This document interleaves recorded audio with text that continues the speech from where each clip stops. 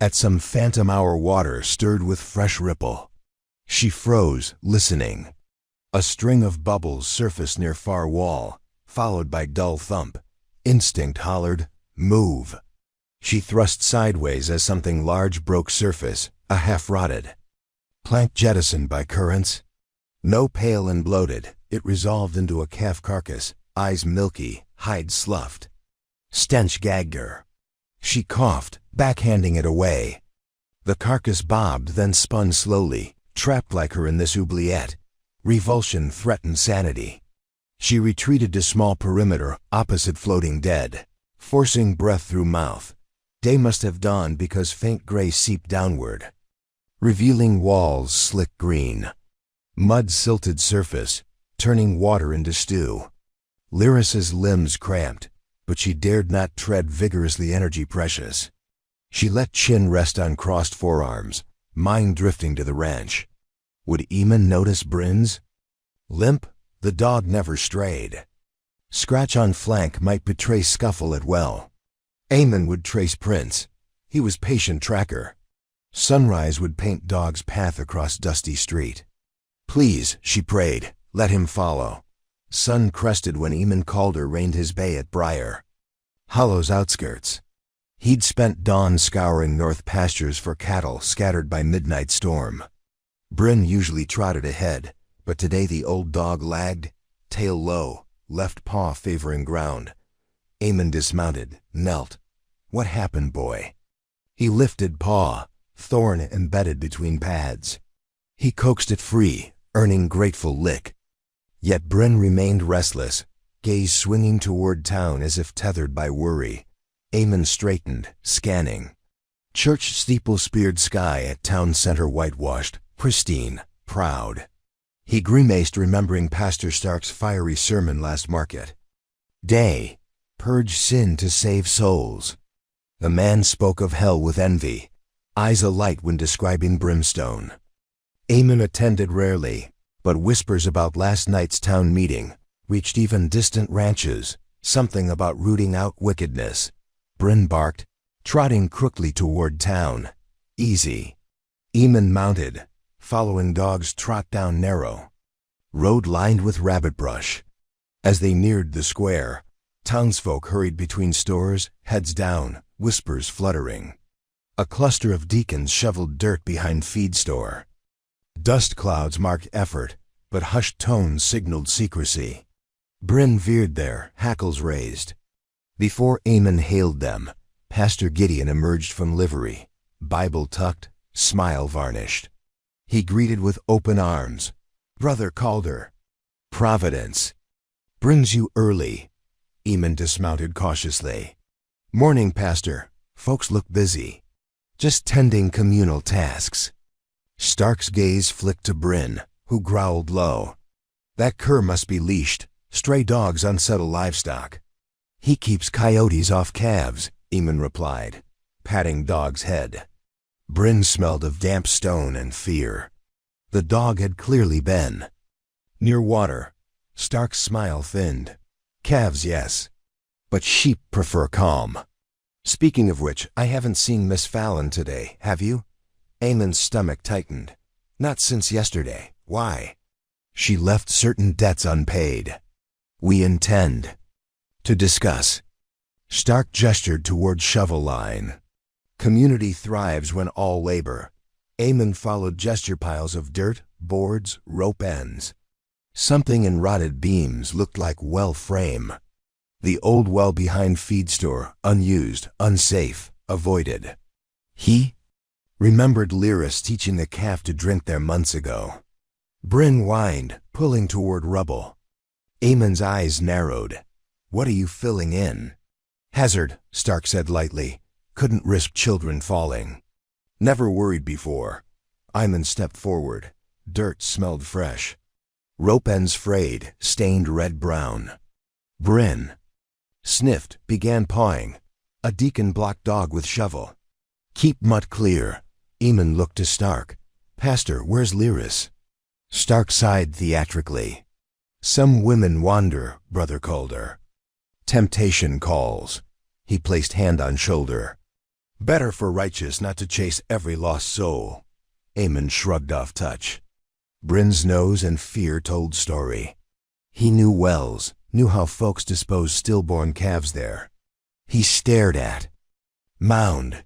His voice dropped to glacier calm. You fill that last night? Stark's pupils pinpointed. A practical matter. Best forgotten. Eamon's jaw worked. If a soul's down there, it won't be forgotten. He whistled Bryn to heel, mounted horse. I'll be back at dusk with Sheriff Greaves. No authority above scripture. Stark called, but uncertainty shadowed words. Eamon rode south toward county seat, heart galloping faster than horse. Bryn kept pace despite limp. Back in the well, light brightened to oppressive glare. Lyra's shielded eyes. Even despair must squint. The calf carcass drifted toward her. She shoved, but collision splashed putrid water in face. She gagged, retched. Bile. Thirst became torment, yet to drink death. Tainted water felt worse than drought. She compromised, taking small mouthful after letting mud settle, spitting grit. It kept lips moving, gave illusion of control that by afternoon heat seeped down. Turning air stagnant. Her vision blurred at edges. She forced mind to listing ranch brands, Double C Lazy's, Broken Arrow, until words slurred into nonsense. Sleep threatened. She slapped cheek to remain awake. If she slept, she might slip under. Footsteps above jolted her. She blinked, half afraid it was hallucination. Voices two, maybe three, muffled but real. One gruff, told preacher we covered it. Another younger, he said make sure. Third wheedling, could just shoot her if she's alive. Fear.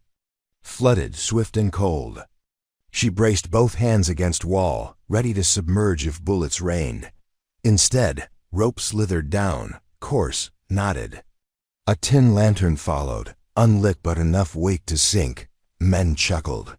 If she grabs, haul her. If not, leave. Not bobbed.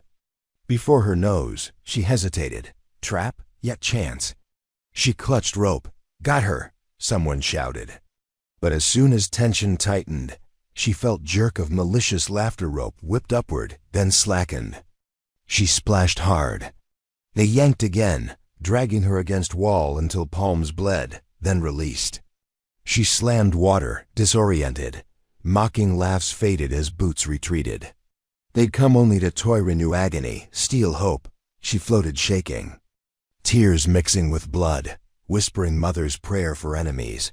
May their hearts meet the truth. But truth felt remote as stars. Evening shadows cooled shaft. She shivered violent. Hunger gnawed, but mind fixated on warmth. Memory of cinnamon bread Mrs. Calder served after birth.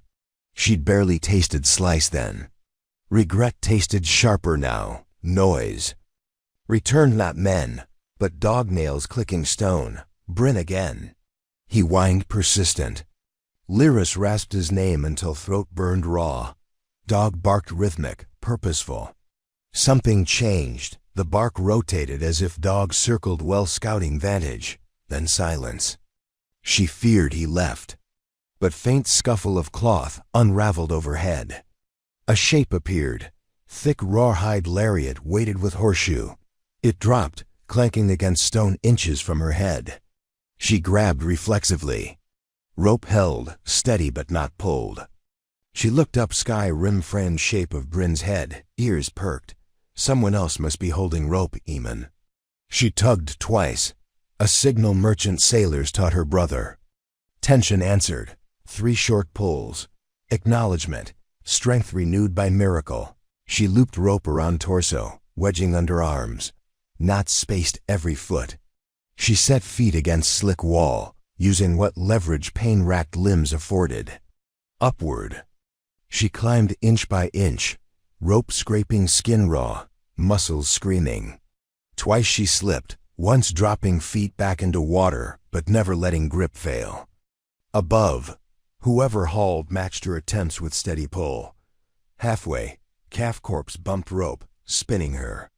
Panic fluttered, but she focused on Eamon's likely steady hands. Night breeze kissed cheeks, cool salvation, smelling of sage and distant. Rain. 10 feet remained when rope jolted abrupt, slackened a foot. A grunt above, muffled curse rope sliding over crumbling stone. She looked up, small stones dislodged, sprinkling dust. The winch anchor, they must have tied rope to old beam. For leverage. It groaned like dying tree. Another pull, then crack as dry timber split. Rope lurched. She lost footing, dangling by arms that felt half torn from sockets. She bit lip, tasted copper, kicked wall searching for hold. Beam overhead shrieked again. Above, Bryn barked frantic, "Hold on." Eamon's voice cut through dusk, frayed but determined. Rope stretched, fibers whining. Then beam shattered, rope, pulley, and splintered wood plummeted. ***, before we jump back in, tell us where you're from. If this story moves you, please subscribe. Tomorrow I have a special story for you. ***. The makeshift lifeline hit the water with a bone-jarring splash, rushing past Lyris's ears like a falling tree before the world erupted in chaos.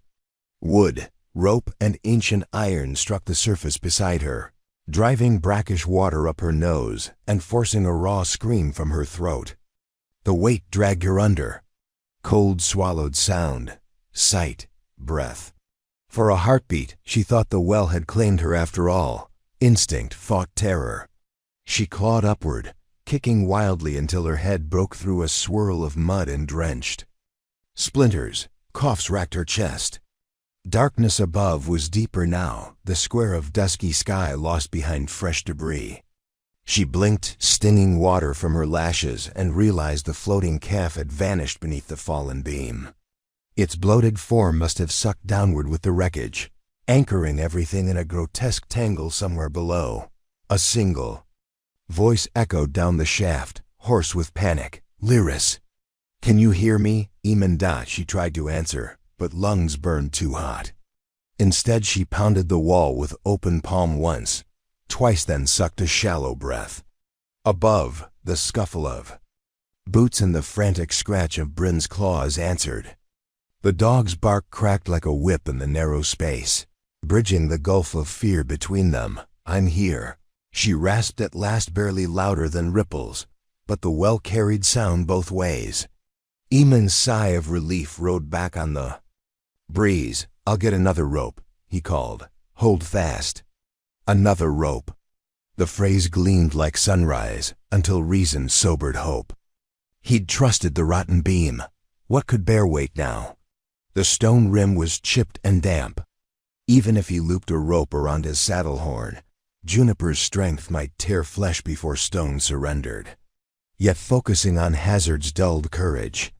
She forced herself to imagine success instead, feet on dry earth, blanket around shoulders, tea steaming in tin mug. Promise of warmth steadied her shivering muscles. Water closed cold fingers around calves, reminding her that time bled faster. Then courage. She scanned debris. The beam had wedged itself at an angle, one end submerged, the other jutting toward her like crooked mast. Knotted rope still snaked through its shattered pulley, trailing in the water mere inches away.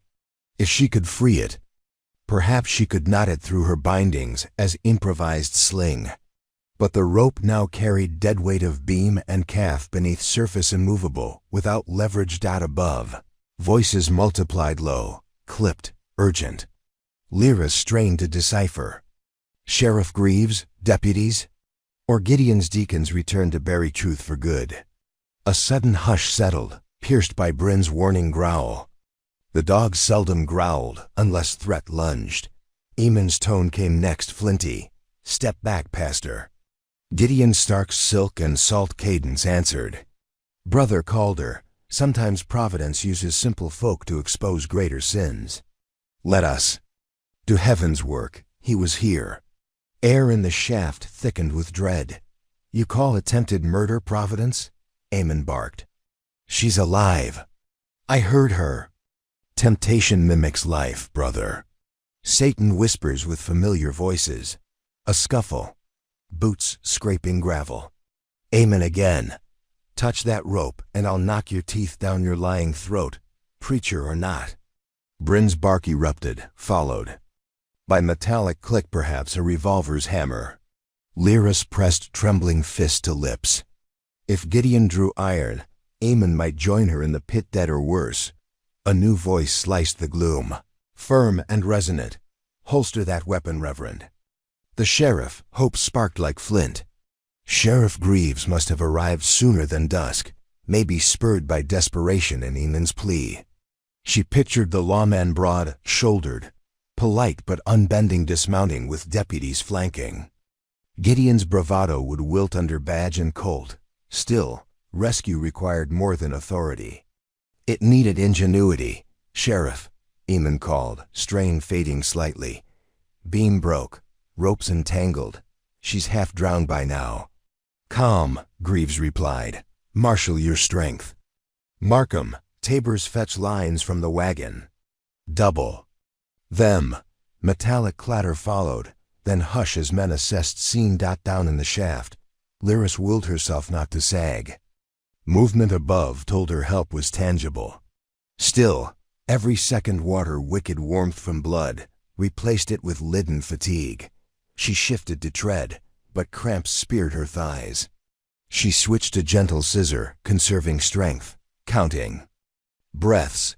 Overhead, Gideon found voice again, saccharine laced with scorn. Lawman, you waste time on one transgressor. Better to seal well and purify Hamlet. Seal it, and I hang you for murder, Greaves answered. Quiet steel, no flourish. Murmurs of townsfolk rippled. Fear, doubt, maybe awakening conscience. The sheriff pressed advantage. Hawkins, Greaves ordered. Secure grappling hook to rim. We'll lower second line past wreckage, Amen protested. Stones slippery. Then we brace across the feed store joist. The roof beam cedar, sound as new coin. Sheriff, Lyris called up, voice cracking. Beam below. To tangled round a dead calf. Silence answered. Her confession must have startled by its raw detail. She's lucid, deputy. Markham said, surprise threaded through words. Miss Fallon, conserve your strength, Greaves advised. We'll get you. Footsteps retreated. Men barked orders. Gideon thwarted. Hissed curses disguised as prayers. Heaven doesn't condone burying women alive. She shouted raggedly, too tired to measure words. Echo carried her defiance. Upward like flare. Gideon snapped. Woman, repent your witchery. Bryn's growl deepened. Then wood creaked under heavy boot and Stark yelped. She pictured Sheriff restraining him. A grim smile touched bruised lips. Minutes stretched into aching eternities until metallic rasp signaled grapple lowering. Chain links glided over stone, cool whisper above churn. At last the iron hook breached gloom, scraping wall inches from her shoulder. Hooks clear of wreckage, Greaves shouted. Lyris steadied chain. Yes, lower 2 more feet. The hook descended until submerged. She guided chain behind her back, planting heels against wall to brace. Deputies above braced rope through cedar joist. 2 horses provided counterpull. Ready, she gasped. Haul. Greaves ordered, chain tightened. Lyris rose like sunrise. Water streaming off skirts, debris scraped shins. She clenched jaw, fought spin. Half blind, she counted stones as they glided past. 10 feet. 5. Air chilled wetter now, but wind-kissed forehead. Then Gideon's voice croaked, Stop! Chain halted. Jerk nearly unseated her. She clung desperately. What hell, Reverend? Greaves barked. She bears blasphemous mark. Gideon's silhouette loomed at rim, lantern thrust forward. See. Blood on wrists, stigmata, evidence of unholy pact. That's rope burn, you idiot, Amen snapped. She aligned with darkness. Stark shrieked louder, addressing crowd. Witness and choose salvation. The wells tainted. Murmurs swelled a flock unsettled. The sheriff fought to steady order, but hysteria fed on uncertainty like locusts on grain. Lyris, halfway out, saw shapes gather, deacons, curious townsfolk. Lured by commotion, Gideon's charisma hypnotized. Fear multiplies in echo chambers. Let the law work, Greaves warned. You arrest a servant of God? Stark challenged, raising Bible. I speak divine decree. Crowd parted for new arrival. Deacon Miles Withrow, a brute of prodigious girth carrying double-barrel scattergun. His presence turned whispers into hush. Miles scanned scene, eyes flat. Pastor says which stays. He cocked gun. Sheriffs. Hand dropped to holster. Deputies mirrored. Horses snorted, chains slackened. Lyris dangled helpless as tension twisted above her head like mousse. Sheriff, she called, calm surprising even herself. If they fear me, release rope. I'll drown and their souls can rest. Not happening, Greaves growled. Shoot chain. Gideon urged Miles. Scattergun barrels pivoted. Eamon roared, lunging, but Withrow planted boot, shoving lawman. Away, Bryn leapt, teeth flashing. Withrow kicked dog midder. Animal yelped, skidding across dirt. Fury ignited crowd. Some gasped, others jeered. Lyris felt chain tremble as men wrestled, but still it held. She drew breath, voice steady as sermon. Briar. Hollow.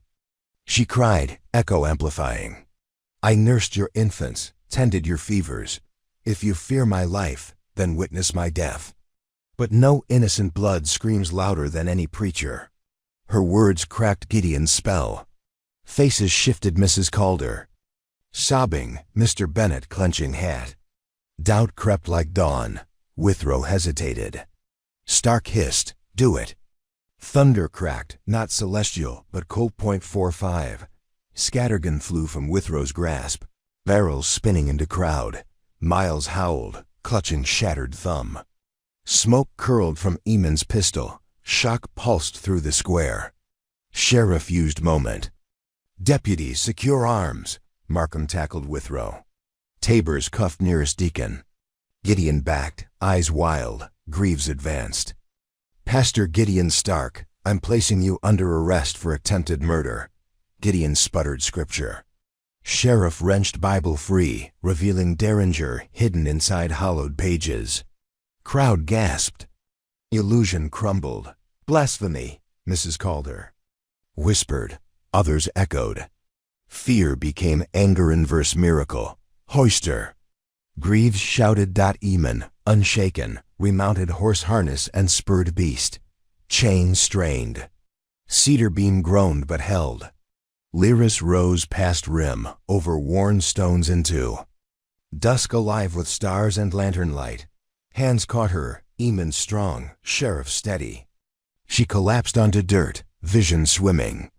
Cold air sliced lungs but tasted of freedom.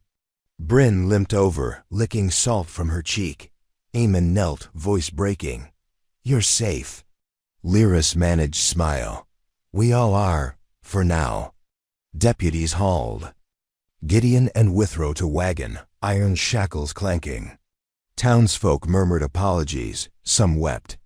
Yet Lyris's gaze fixed on well-black mouth still hungry. She swallowed nausea thinking of calf rope, her own despair swirling just below. Greaves. Wiped brow.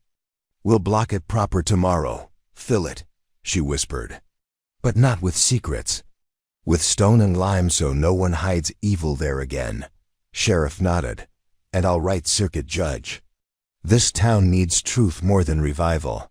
He turned to crowd, voice carrying authority annealed by compassion. Hear me, wickedness festers when good folk stay silent. Speak, testify, protect each other. Above whispers, a child asked mother if Miss Fallon was fairy. Lyris chuckled, winced at pain. Let's get you warm, Eamon urged. He scooped. Her as gently as newborn foal, carrying toward Calder wagon. Bryn limped behind, tail wagging. The sheriff paused. Eamon, need your statement at dawn. You'll have it. At ranch, Mrs. Calder prepared bath scented with lavender. Steam fogged kitchen windows while Eamon stoked hearth. Lyris eased into water. Bruises bloomed plum and crimson.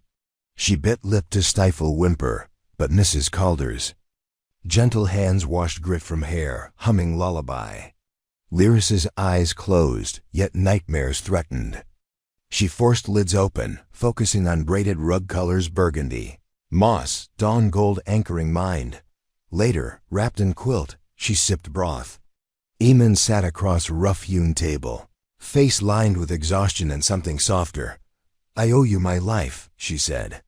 "You owe me nothing." He toyed with mug. "I should have stayed yesterday, walked you home." She shook head.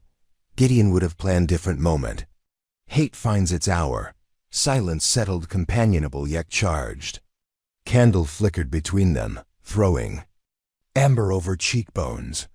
Lyris traced rim of cup, gathering courage. "Amen. Truth. They feared me because I challenged silence. I can't promise quiet future." He met her gaze, steady. "Noise suits me." Smiles bloomed tentative, fragile as spring shoots after blizzard. But dawn's fragile peace splintered before roosters crow. A rider hammered gates. Deputy Tabors, face ashen. "Sheriff needs you both. Jailhouse attacked. Prisoners gone." Wind knifed through open door, snuffing candle.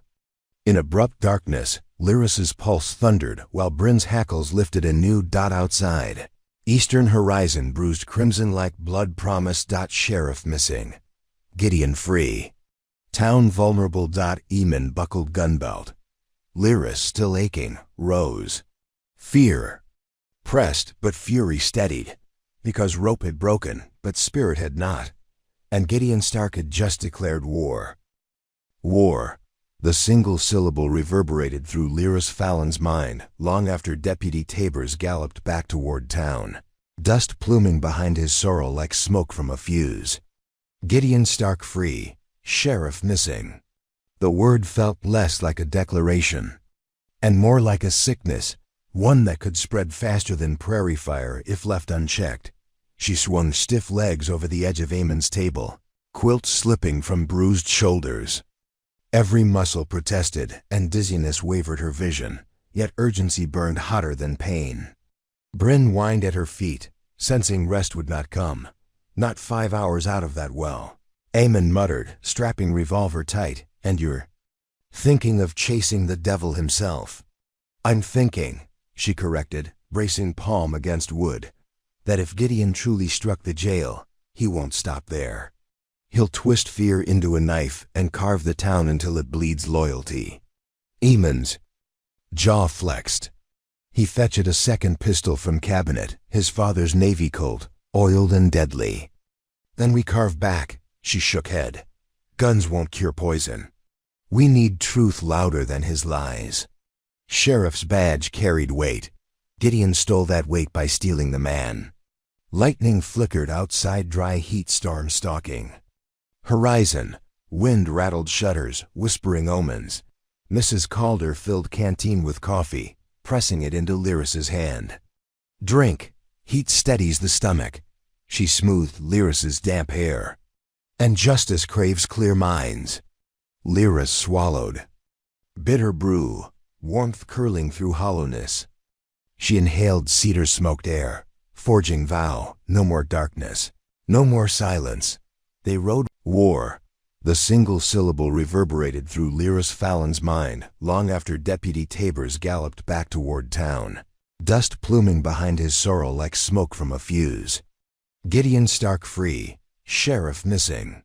The word felt less like a declaration, and more like a sickness, one that could spread faster than prairie fire if left unchecked. She swung stiff legs over the edge of Eamon's table, quilt slipping from bruised shoulders. Every muscle protested, and dizziness wavered her vision, yet urgency burned hotter than pain. Bryn whined at her feet, sensing rest would not come. Not 5 hours out of that well.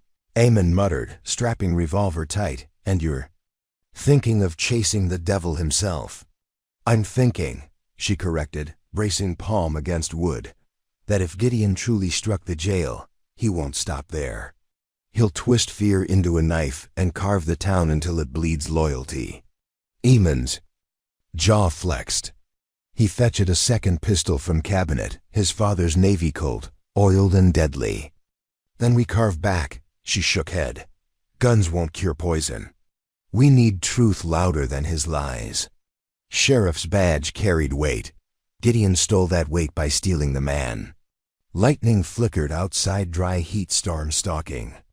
Horizon, wind rattled shutters, whispering omens. Mrs. Calder filled canteen with coffee, pressing it into Lyris's hand. Drink, heat steadies the stomach. She smoothed Lyris's damp hair. And justice craves clear minds. Lyris swallowed.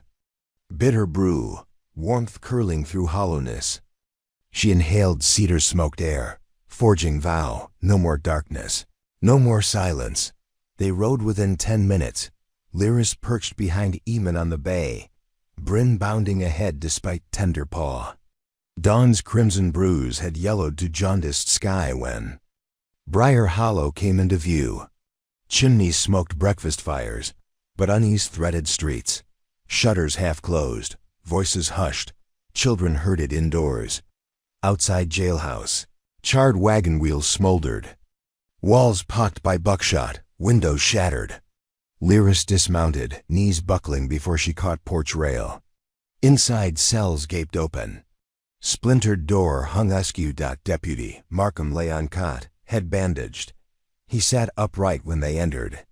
They came at witching hour, 6 riders, 2 sticks of dynamite. Sheriff tried bargaining. Stark's men took him anyway. Where? Eamon demanded. Markham's gaze dipped.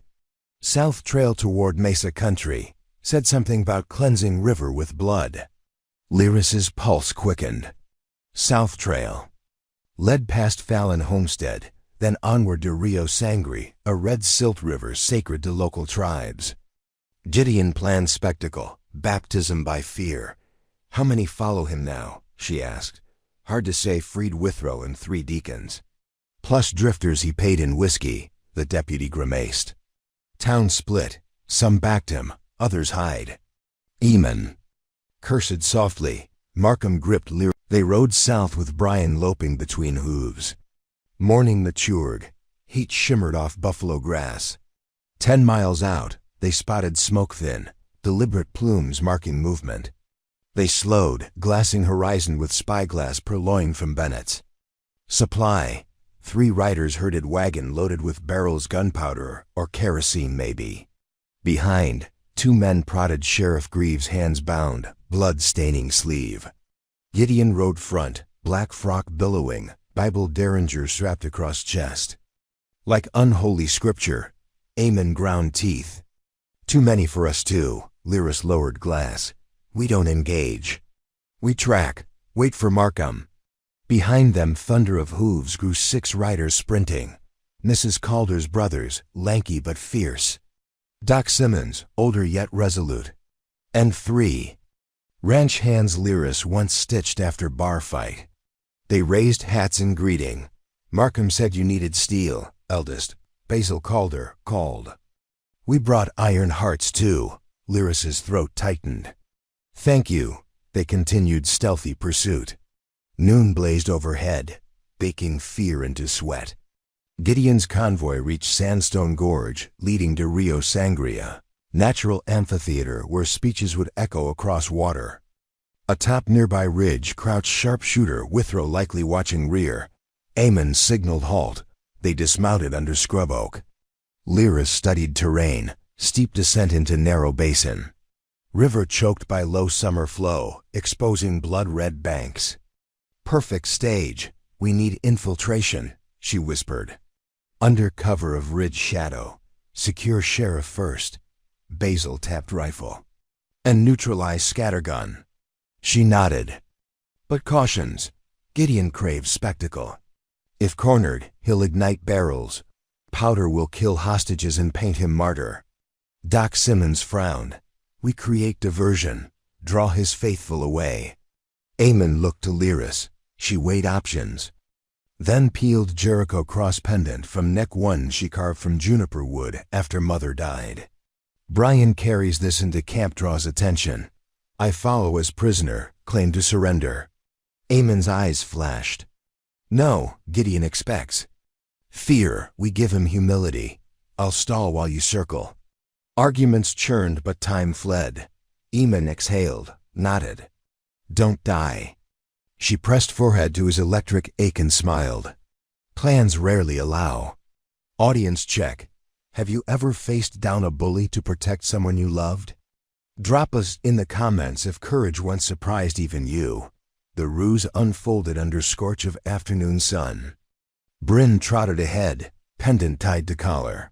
He emerged from mesquite into Gideon's clearing, barking. Cultists pivoted, weapons rising, but relaxing when they recognized Mutt.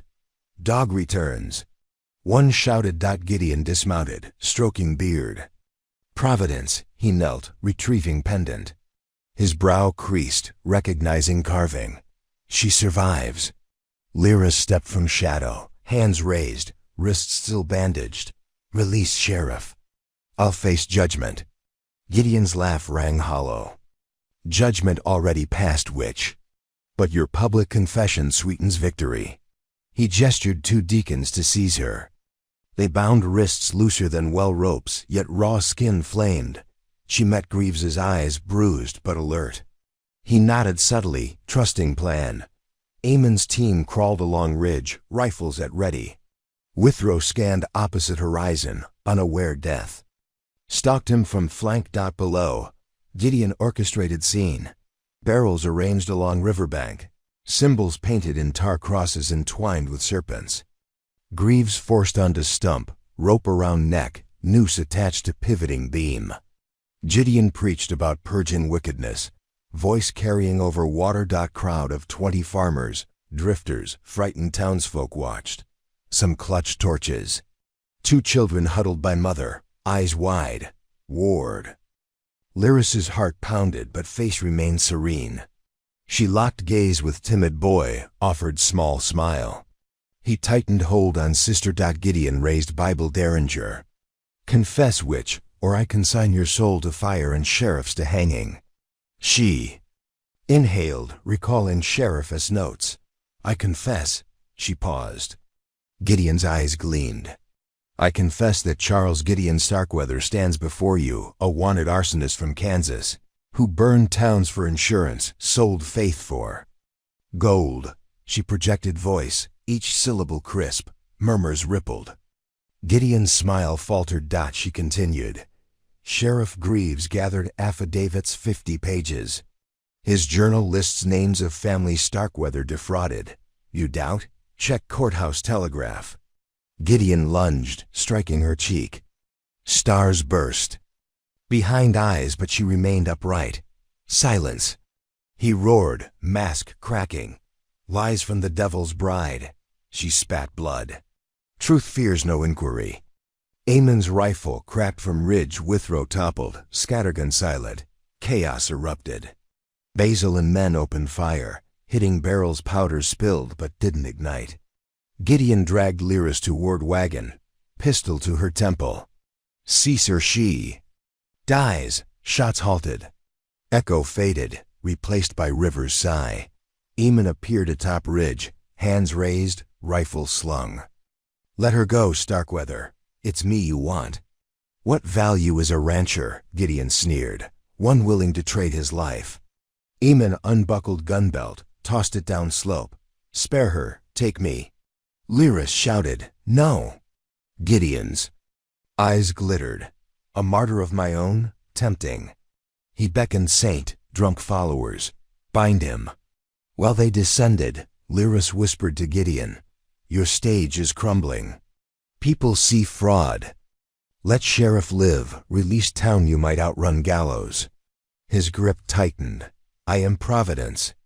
Providence doesn't bleed innocent blood. Behind, cultists reached Eamon. Deputies' rifles remained trained but idle, fearing hostage.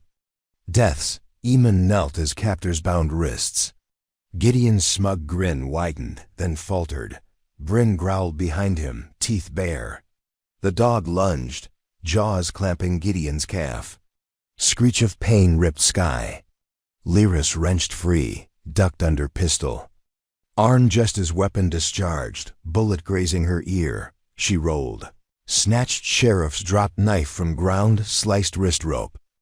Gideon kicked Bryn, aiming Derringer, but misfired blank chamber. Eamon head-butted captor, seizing rifle. Basil's men resumed fire, hitting powder wagon's wheel. Wagon tipped, barrels rolling, spilling black grains that hissed like rattlers. Lyris reached Greaves, cutting noose. The lawman gulped air, though still bound. Gun, he panted. She handed knife. He sawed rope. Pandemonium. Some cultists fled, others fought. Gideon limped toward wagon, grabbing torch. If I burn, so does River. He thrust flame into powder trail. Sparks raced like comets toward barrel cluster. Lyris sprinted, diving on powder, smothering sparks with quilt of dusty earth. Flame sputtered, but new spark leapt past, racing for largest keg. Eamon fired. Shattering keg lid powder whooshed upward in geyser, but moisture from previous night's storm dampened contents, funding explosion. Smoke billowed, but no fire. Gideon screamed frustration. Deputies closed, rifles aimed. He dropped torch, reached for pistol gone. Lyris leveled sheriff's revolver. Charles Starkweather, surrender. His eyes flared, then he sprinted. Bullets chased dust as he dove into river, crimson mud engulfing robe. Current carried him down bend lined with cottonwoods, out of rifle range. Pursuit hesitant, riverbank treacherous. Sheriff staggered, cuffed remaining cultists now surrendering. Sun dipped, painting gorge gold. Lyris knelt beside Brindog licking wound, but tail wagging. She stroked fur, gratitude swelling. Greaves clasped her shoulder. Town owes you. She shook head. Owes truth. She opened journal, showing. Deputies Gideon's crimes. They nodded grim. Eamon joined, dirt-streaked, eyes soft on her. You dove onto powder. That stubborn prairie again? Rewards, she smiled weakly. Besides, you offered martyrdom first. He laughed, relief settling like rain. But distant thunder reminded them day wasn't done. Gideon fled wounded, desperate. Greaves exhaled. Nightfall hides him. Water prints vanish. We'll track at dawn. Lyris closed journal. Dawn may be too late. He aims for Mesa Ghost Pass miners to dynamite cache. If he reaches it. Basil cursed. Town leveled. Eamon looked at sky thunderclouds building. Flash storm forecast. Lightning could ignite those crates. Sheriff's weary eyes hardened. Then we ride tonight. Lyris swayed. Blood trickled from ear. Greaves saw, frowned. You're in no shape, she straightened. He threw me into darkness. He will not drag others there. Deputy Markham arrived with reinforcements, breathless. Town secure, but we found. Note nailed to church. Repent or burn. Date. Tonight. Wind rose, stirring dust devils. Lightning forked horizon, illuminating Mesa's silhouette, jagged teeth against bruised sky. They exchanged grim looks. Sheriff pointed.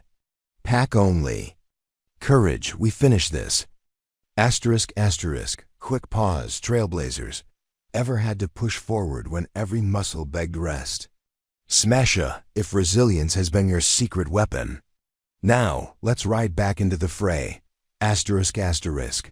Moon-threaded storm clouds as posse ascended rocky path toward Mesa. Air smelled of ozone, copper, inevitability.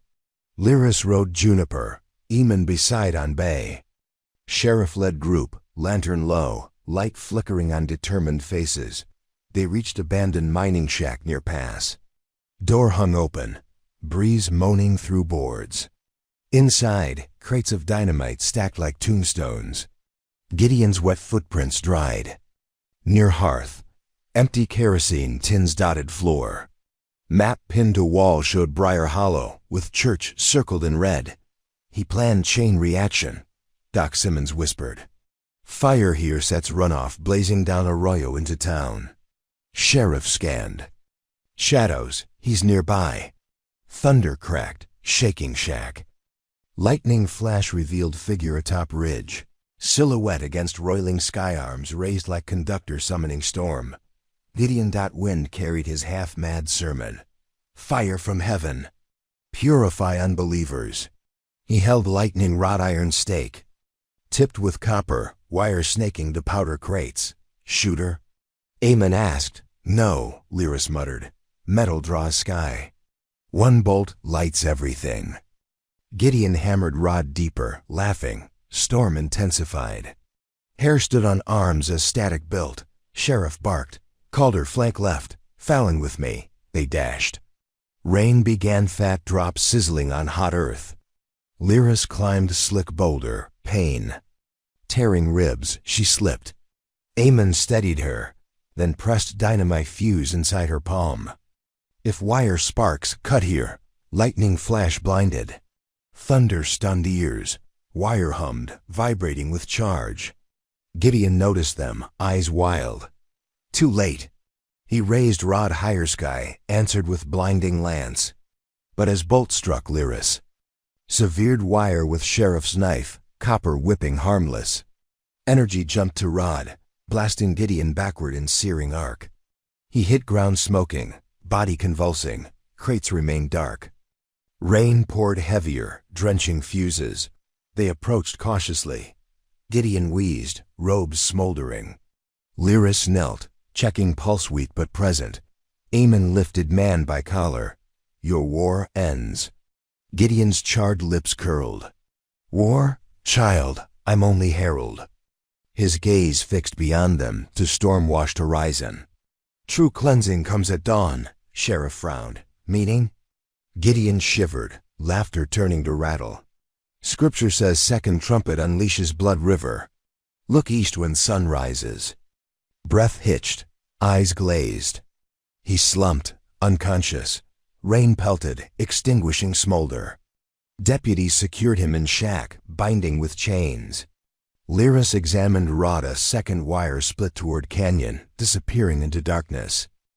She traced pathfinding spool under tarp, leading to keg buried at arroyo mouth. If triggered, floodwater laced with dynamite slurry could indeed sweep into town. Aemon studied clouds. Stormwater will surge through arroyo before dawn. Lyris's pulse hammered. We must dismantle barrels before canyon fills.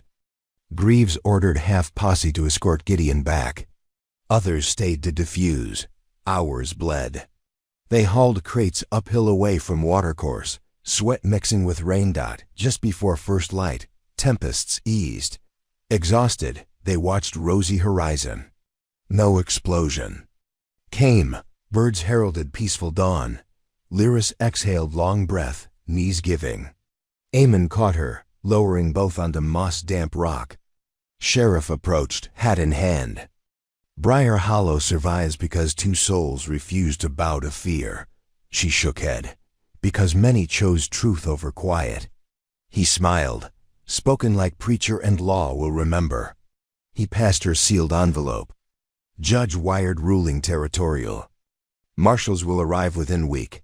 They'll want testimony. Lightning scorched sky faded blue. They mounted horses for slow return. A long trail, wildflowers glistened silver with rain, bending yet unbroken. As town came into view, church bell rang, not alarm but welcome. Crowds lined Main Street, cheers swelling when posse rode in. Gideon shackled in wagon. Children waved. Mothers sobbed relief. Mr. Bennett hung fresh sign above his store. Truth serves. Lyris dismounted, legs jelly. Mrs. Calder hugged her. Bryn barked triumphant. Sheriff addressed crowd, recounting Gideon's crimes, praising courage.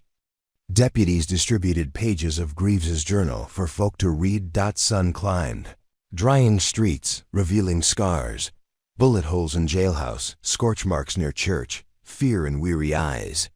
Healing would require time and story. Lyris climbed saloon. Steps, voice ringing. Neighbors, we faced darkness because silence gave it room. Let's speak, share doubts, confess complicity, forgive openly. Applause rippled. She spotted the timid boy from river. He smiled, handing her bouquet of prairie crocus. Afternoon turned celebration music, stew kettles, dances on dusty boards. Yet Lyris's heart remained restless. Gideon's last words haunted. Herald of bigger storm or final bluff? At twilight, she visited jailhouse. Gideon lay on cot, eyes open, humming low hymn. He fell silent as she approached. "You lost," she said softly. He smiled bloodless. "Lost? Seeds scatter before harvest. You spared my life. Gratefully I'll witness yours crumble when riders come." "Riders?" She leaned closer. His eyes gleamed. "Letter I sent days ago summoned brethren from Kansas. They bring creed of fire. Should arrive tomorrow." Ice-crawled veins. She spun toward sheriff's desk. Telegraph log showed transmission. To Reverend J. Creedwell, Sons of Jericho. Abilene dated 3 days earlier. "Distance too far to arrive tomorrow," she murmured. Gideon chuckled. They were already en route. Revival circuit. Calculated like tide. Count hours which. Deputy Tabors entered, concern etched. "Everything okay?" Her mind raced. Riders from Kansas could be near border by now. Maybe joined by disgruntled towns. They could field 20 guns. She exhaled, steadying turmoil. House more prisoners. War continues. Gideon's laughter followed her into dusk. Outside Eamon. Waited. She relayed news. His jaw set iron. "Then we fortify. But first, you rest." She wanted to protest, but dizziness snapped rebuttal. She surrendered to his arm, letting him guide her to boarding house. Night deepened. Coyotes howled. In dream, she heard hoof beats, dozens rolling like thunder across endless plain. She woke before dawn. Sweat chilling spine. A shadow at window. Basil, pale. Scout signal dust cloud west. Many riders, less than 2 hours. She rose, heart hammering yet weirdly calm. War word returned, but this time she understood its shape. Not chaos, but test of community. Whisper Valley's survival hinged on more than bullets. It depended on whether ordinary folk, once too silent, would stand beside her. She opened shutters. East glowed pale rose. West, horizon darkened with dust. She turned to Basil. "Rally every soul," bell tolled. Doors opened. Men armed themselves. Women filled crates with stones, boiling water. Children carried messages. Fear still lingered, but determination burned brighter. Lyris strapped borrowed Henry rifle over aching shoulder, then picked up Greaves's Bible, tucking it into satchel beside journal. Faith and fact, 2 blades against tyranny. That she met Eamon. In street, he squeezed her hand. "We ride to Parley first." She nodded. Words before bullets, always. Thunder of hooves approached. Dust swirling silhouettes, long coats, wide brim hats. Rifles glinting. Lyris drew breath, stepping forward as first riders crested ridge. She raised voice that had echoed in well. Across river, atop mesa. "Stop there! Briar Hollow speaks as one," leader reined horse. Dozens fanned behind. He lifted hat, revealing scar down cheek, a face hardened by lawless miles. "And who might you be standing in Providence's path?" The wind caught her hair, lifting it like banner. Around her, townsfolk formed line. Eamon, sheriff, deputies, mothers, farmers, even children clutching slings. Bryn growled at heel. "I am one who knows darkness," she called, "and refuses its silence." She held up Bible in one hand, journal in the other. "We have truth and testimony. Choose peace or face united defiance." Scar Cheek smiled. Slow, eyes cold. Peace comes when land's washed clean. He signaled riders, guns cocked. Horses pawed ground. And Lyris Fallon felt well water chill her bones once more. But spirit blazed hotter than any powder. The street held its breath. And then the first shot rang. Sound cracked across Briar Hollow's dusty Main Street, like the sky itself had split, sending a startled hush through both camps. Lyris Fallon felt the bullet's passage before she actually heard it, a heated whisper, slicing a lock of hair as it slapped against her cheek, close enough to leave the skin stinging though unbroken. She didn't flinch.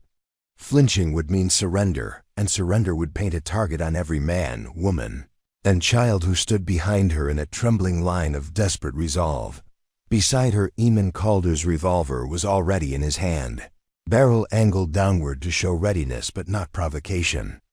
Around them, townsfolk crouched behind overturned wagons, stacked hay bales, hurried fortifications hammered together in the pre-dawn hours.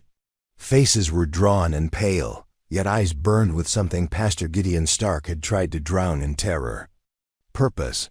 Across the open ground, no more than 70 paces, the riders from Kansas fanned out even wider, their formation disciplined in the disciplined way of men long accustomed to violence for hire.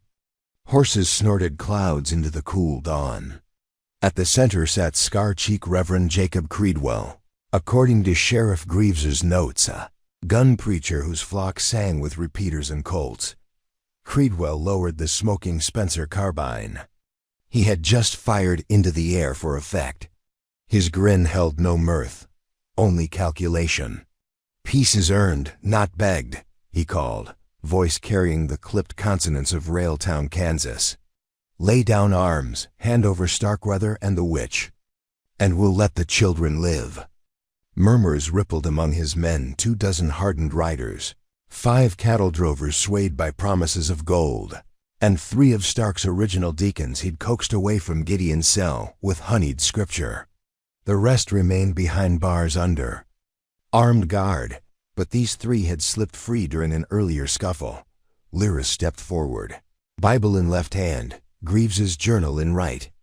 "Charles Starkweather will stand trial in Dodge City under U.S. Marshal custody," she announced. "Your threats change nothing." Creedwell's pale eyes glittered. "Threat? Sister, this is prophecy. And prophecy unfolds with or without your consent." He flicked reins, guiding his chestnut gelding a pace closer, as if he alone were weight enough to tip the balance. Last chance. Beneath Lyris's calm facade, her pulse pounded. Behind her she could feel the tremor in townsfolk limbs, hear breath catch thick in throats. But she could also hear Bryn's low growl and the determined click of rifles as farmers and mothers alike braced for the worst. She stole a glance left where Sheriff Greaves' bandaged arm in sling stood half hidden behind the doorframe of the partially rebuilt jail. Henry Repeater leveled over the splintered sill. Greaves met her gaze, gave a brief nod. He understood as she did. They'd purchased one night of safety, nothing more. Now came the test of faith Gideon's zealotry had unintentionally forged. The sun breached the horizon at Lyris's back, flaring off windows and momentarily blinding the riders. She used the glare, raising the journal high. "This book holds evidence linking Starkweather and Creedwell to arson, murder, fraud across 3 states. A telegram with details left for the territorial marshal hours ago. If you fire on this town, you declare war on the law of the United States." Creedwell laughed, a sound too light to hold sincerity. "The law? The law is a gun in the hand of whoever wins the ground he stands on." He twisted in the saddle, scanning his men. "Show them the lesson." Riders nudged mounts forward. Creedwell raised a single finger, circling overhead, a sign to surround. "Positions!" Sheriff Greaves barked. Guns cocked along Briar Hollow's line. Children were already corralled in the church's stone basement, guarded by Doc Simmons. And Doc Green, as well as Mrs. Calder wielding the scattergun, once turned against them. But fear for family still made men tremble. The Kansas riders fanned to enfilade the street. At the far left flank, a sharpshooter dismounted, unfolding a bipod for his long rifle atop water trough. Lyris recognized Withrow's cousin. They'd heard him brag at Stark's revival of hunting buffalo with a single headshot at 300 yards.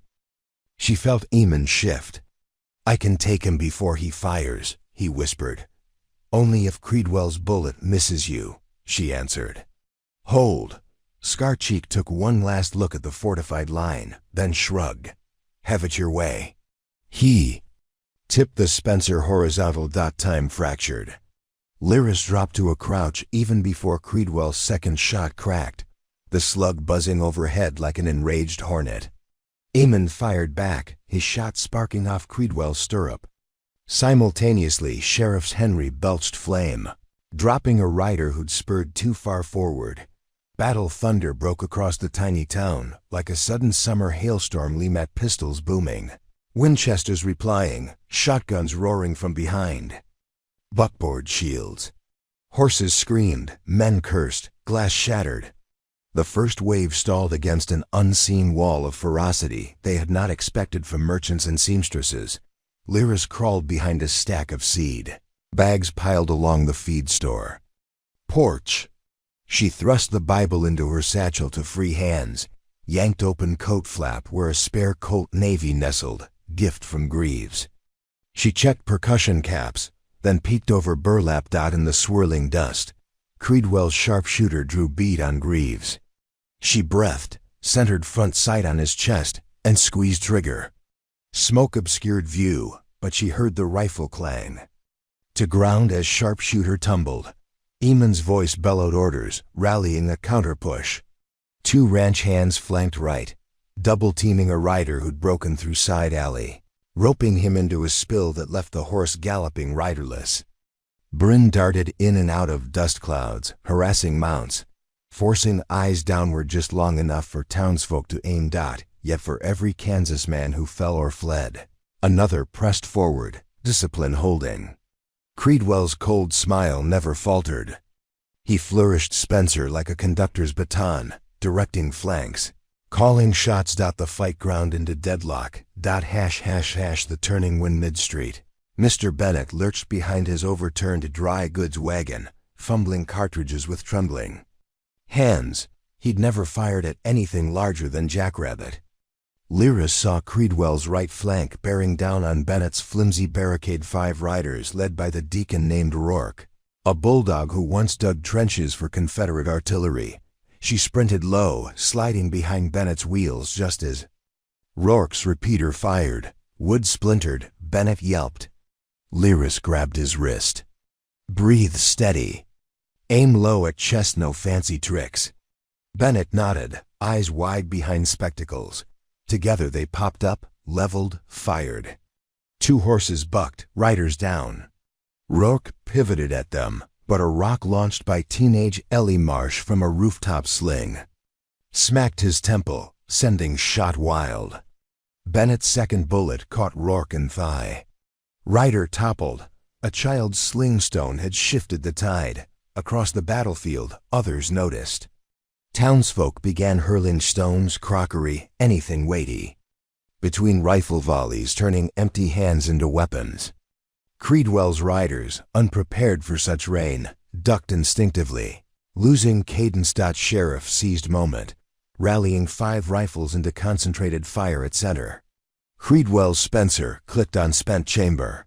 He tossed it to subordinate, withdrew. Nickel-plated Remington fired 3 quick shots, winning a ranch hand, dropping an oak barrel stanchion. Yet his line sagged. Eamon stepped into open, voice booming. Kansas men, Starkweather lied. Your paymaster runs fraud. Lay down arms right away, or we bury you in prairie dust. Lyris's heart leapt, bold but risky. Creedwell answered with bullet that grazed Eamon's Stetson, spinning it off like a kicked can. Lyris roasted Creedwell's position with lead, forcing him behind horse. A private dual gunfire dulled to sporadic shots as both sides hunkered, licking wounds. Smoke-hazed rising sun. Lyris clutched burned arm, recoil blister from hot barrel. Adrenaline masked pain. Eamon jogged to her. Dust and sweat streaked his brow, eyes fierce. We can't outlast them. Ammo low in half the houses. She nodded. We break Serpent's head. Creedwell falls, the rest slither. Eamon's jaw tightened. He'll never give fair duel. She smiled mirthlessly. Then we cheat. They ducked into alley, mapping mines. She produced small flask of lamp. Oil planned originally for lanterns, and 2 of Doc Simmons's chloroform-soaked bandages. Eamon raised brow. Where?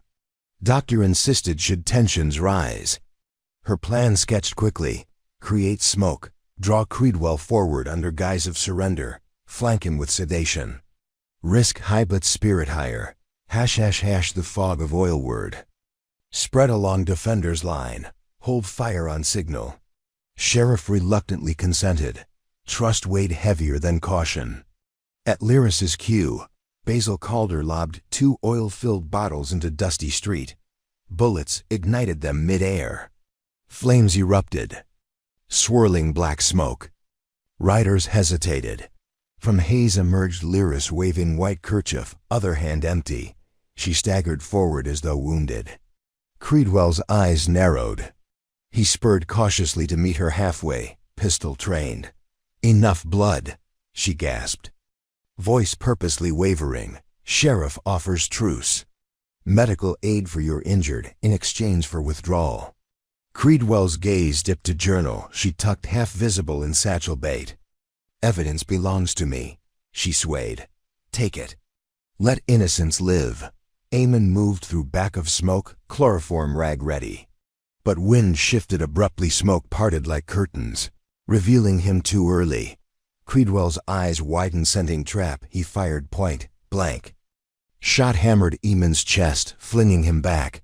Lyris screamed, lurching toward Eamon, but Creedwell seized journal satchel, spinning horse.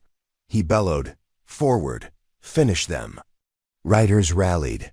Beneath rising din, Lyris fell beside Eamon.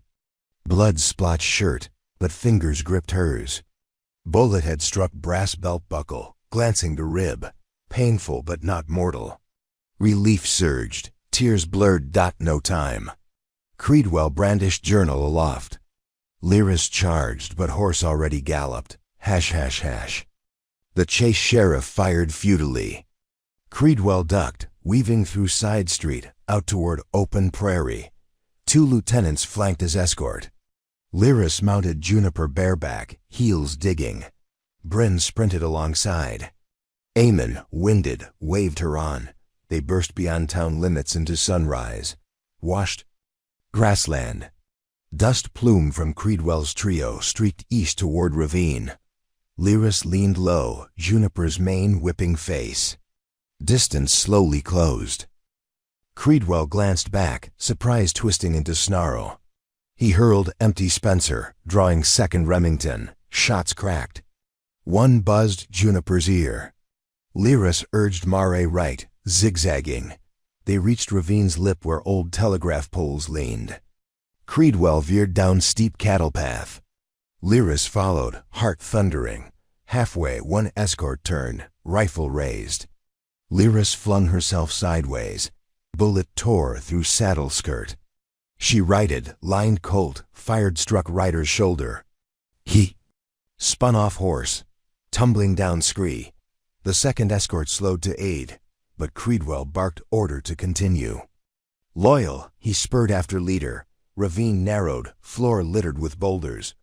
Creedwell's horse stumbled, losing stride.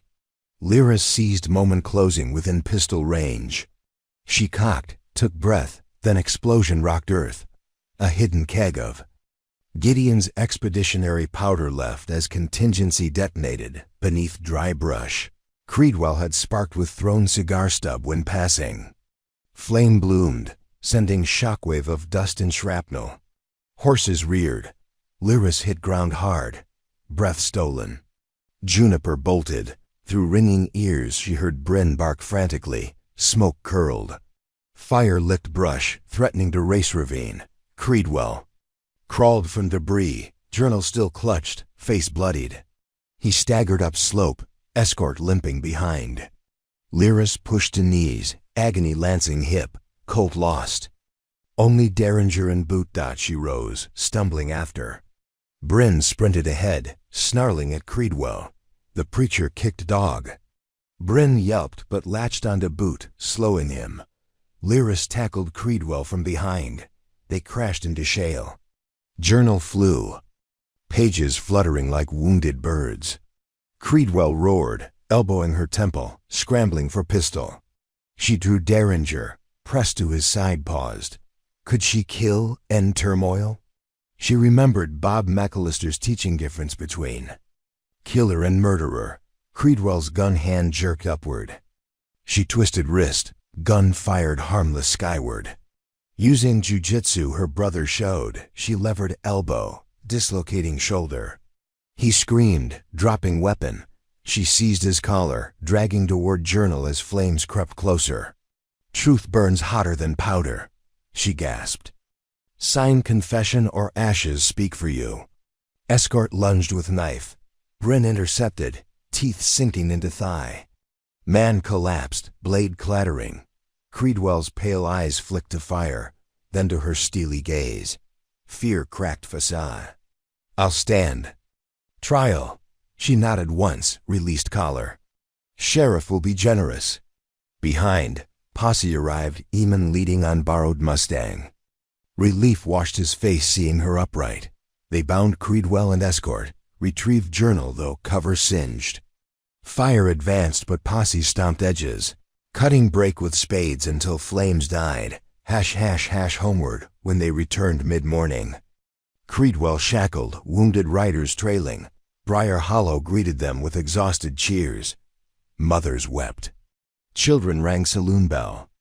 Sheriff Greaves ordered immediate medical care for enemies and kin alike. Justice, not revenge. Lyris dismounted, legs trembling.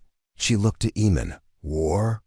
He shook head, pulling her into gentle embrace. Storm passed. But she knew storms. Leave scars, and healing lay ahead. Sheriff approached, Journal secure. Judge wired, again Marshal Escort arriving tomorrow. We'll deliver both foxes to rightful cage. Basil's brothers unloaded captured arms. Townsfolk piled them in. Square, later to melt into plowshares, so Doc Simmons said. As afternoon waned. Wagon carried wounded to Doc Green's parlor. Lyris visited jail, watching Gideon and Creedwell glare at each other through bars. Former master and herald now shackled by same iron. Fate had irony. You sowed hate, she told them softly. But people chose hope, Creedwell spat. Gideon muttered verse about wolves. She smiled a tired, victorious curve. Wolves forget sheep grow teeth when flock stands together. Outside, townsfolk rebuilt, hammering shutters, sweeping bullets, planting seedlings of tomorrow.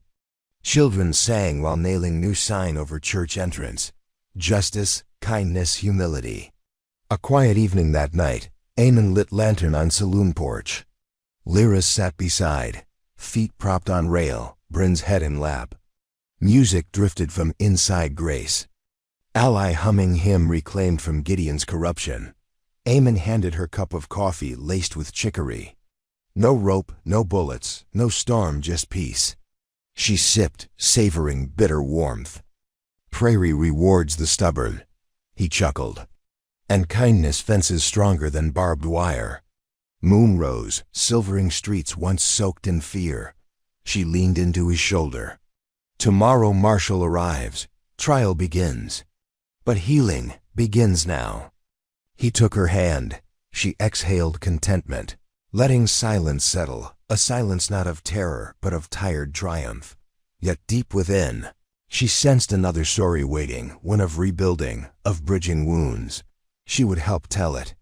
Because words, like bullets, could pierce, but they could also suture. Inside, Mr. Bennett poured drinks for deputies and farmers alike.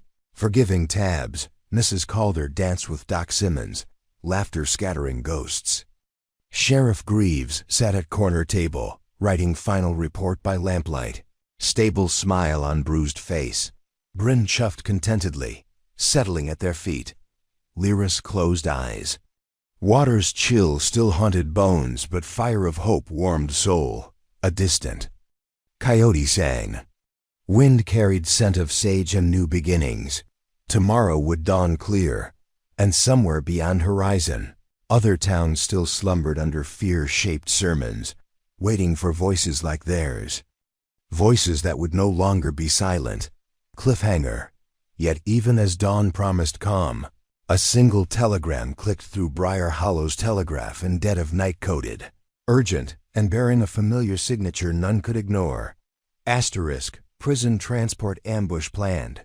Beware the night riders. Dawn cracked violet across Briar Hollow, the color of bruises fading but not yet healed. Fog clung low over the wheat beyond town, veiling the prairie in a hush that felt almost sacred after the cacophony of battle. But inside Sheriff Greaves's office, reverence was scarce. Tension bristled like quills on a cornered porcupine. Lyris Fallon stood at the powder-scarred map table, tracing a fingertip along the penciled route toward Carson Depot, where the territorial marshal awaited custody transfer of Charles Gideon Starkweather and Jacob Creedwell. The path snaked northeast across 27 miles of open plateau, then threaded the cottonwood thickets of Elk Draw before crossing the Sangre Fork timber. Bridge. Greaves's neat handwriting marked each milepost, each water stop, each vantage worth a rifleman's ambush. Eamon Calder leaned over her shoulder, cedar scent of his hair mingling with the acrid memory of spent cartridges that lingered in the office woodwork. His chest still bore swollen bruise where Creedwell's bullet had slammed the brass buckle. Each breath lifted shirt fabric gently against bandage. He exhaled now, voice low. Night riders could strike anywhere between mile 8 and 17. Elk Draw is worst. Deputy Markham nodded, cradling cup of chicory. Dense brush, old game trails, perfect cover. But bridge at Sangre Fork, burn it and escort stranded. Sheriff Greaves pinched brow above bruised eye. Marshal's men expect us by dusk. The longer we wait, the more time night riders have to mass. That wire said, prison transport ambush planned, no numbers. Lyris closed eyes, recalling every detail of Starkweather's sermons. Quicksilver charisma harnessing hunger, shame, and fear. Night riders would not merely gun for loot. They'd aim to liberate their preacher and punish Briar Hollow for defiance. We go at first light tomorrow, she said, deciding even as words left lips. Daylight shortens hiding shadows. Gives us time to scout Elk Draw without riders. Greaves fingered badge. Agreed. Prisoners moved at dawn. 10 deputies ride. Guard plus Calder volunteers. Eamon offered curt nod. 6 ranch hands, Basil and Rowan Calder, plus Doc Simmons for triage. Bryn counts for 2. Markham added with half smile. Dog thumped tail under table, one ear pricked. Plans unfurled, split wagons, decoy riders, spare horses harnessed. For sprint. Lyris suggested strapping bundles of telegraph wire across prisoner wagon sides, improvised armor capable of deflecting ambush buckshot. Greaves approved, scribbling requisitions to Mr. Bennett. Near noon, clouds thickened. A moaning, wind-carried whiff of ozone. Lyris stepped onto porch, scanning horizon. Storm brewing fast, summer squall. She inhaled petrichor, pulse quickening. Rain could blank scent trail, also muddy roads. Advantage uncertain. Back inside she found Warden ledger open where Greaves noted supply counts. Bullets, rations, rope. Extra cuffs. When he added 2 small casks of water, she interjected, add vinegar, baking soda. Green's mix for smoke eyes. He paused, brow raised. Night riders might fire tear smoke from coal dust, she explained. Soda solution. Clears lungs. Greaves scribbled without question. # preparing the prisoners in the jail's dim rear. Starkweather lounged on bunk, reading borrowed hymnal with serene air of martyrdom. Creedwell lay on cot opposite, left arm in sling, eyes dull from laudanum. But venomous when they lifted to Lyris. She entered flanked by Basil, keys jingling. Both prisoners stood. Starkweather pressed palm over heart. Sister Fallon, have you come to repentance? She ignored, unlocking cell. Creedwell hissed, you'll hang soon as Marshall learns you killed his cousin at Red Bluff. She met his sneer. Truth stands with witnesses. Yours hide behind night. She reached for Starkweather's wrists, fastening double lock irons. He did not resist, though fingers brushed hers like spider legs. "The ride will shake you," she warned. "Keep seat low." He smiled gently. "I am carried by Providence," Creedwell spat. "Providence left days ago." They escorted prisoners to wagon fitted with new iron cell courtesy of blacksmith Amos, who forged bars through night. Starkweather climbed without word, but Creedwell balked until Rowan prodded with carbine.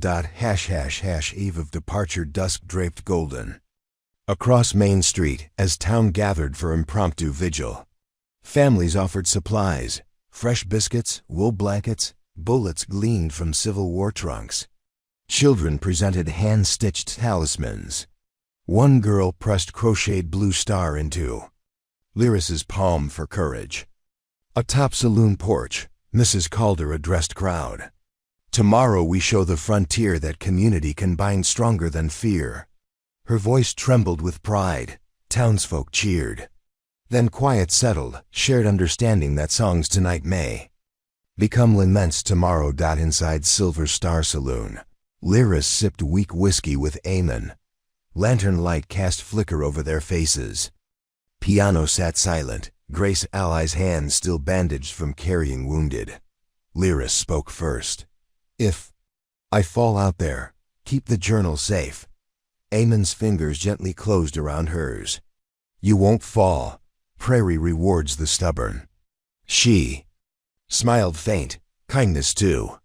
They parted near midnight, he to livery, she to sheriff office couch. Sleep came fitful, shadowed by hoofbeats of approaching riders who existed only in dream. Departure at dawn. Roosters crowed into swirling mist. Escort assembled. 2 prison wagons, each with driver and shotgun deputy. Outriders front and rear, scouts on flanks. Starkweather and Creedwell shared first wagon, separated by barred partition. Second wagon carried lesser deacons. Sheriff Greaves rode point, Lyris and Eamon just behind. Bryn trotted beneath drover's seat, alert. Doc Simmons in last wagon with medical gear. Town line street. Despite hour, Mr. Bennett offered Lyris small tin. Inside, cinnamon bread slice she'd yearned for. In well, she tucked into saddlebag. Hooves clopped. Wagons creaked. Briar Hollow receded behind Dusty Vale. Miles 17. Calm before storm. Morning sun burned away mist, revealing rolling grass shimmering like ocean. Larks sang. Breeze carried sweet smell of lupine. Lyris catalogued each ridge, each dip where ambush might hide. Nothing stirred but JACKRABB. At mile 5 Juniper's ears pricked. She scanned. Off due east, herd of antelope bounded threads of white weaving gold stalks. False alarm. Behind, Creedwell began singing tenor hymn, voice haunting in prairie stillness. Low in the grave he lay, Jesus my Savior. His followers joined, warped chorus trailing dust. Starkweather kept silence, eyes closed as if in prayer. Mile 8, the first signal. Scout Rowan rode back hard. Fresh track 6, shod horses paralleling draw. Greaves signaled halt. Lyris dismounted, crouched at track indentation. Depth indicated heavy tack, probably loaded with extra ammo. Direction east-northeast intersecting. Escort path near Elk Draw. They resumed but slower. Outriders widening arc.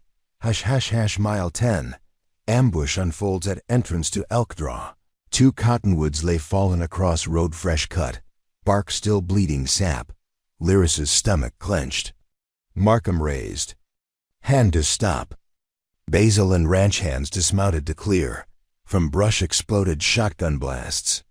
Pellets hammered first wagon's iron siding, ricocheting harmless, but driver's shoulder shredded. He tumbled, reins flying. Horses reared. Wagon lurched into ditch. Greaves shouted, "Cover!" Night Riders 15 maybe burst from both sides, faces masked by red kerchiefs. Outriders returned fire. Smoke choked narrow lane. Lyris vaulted from saddle, rolling behind basalt outcrop. She fired Lamat, dropping rider who had dismounted to cut prison door lock. More advanced, hurling kerosene bombs, one shattered on wheel, flame-licking oak spokes.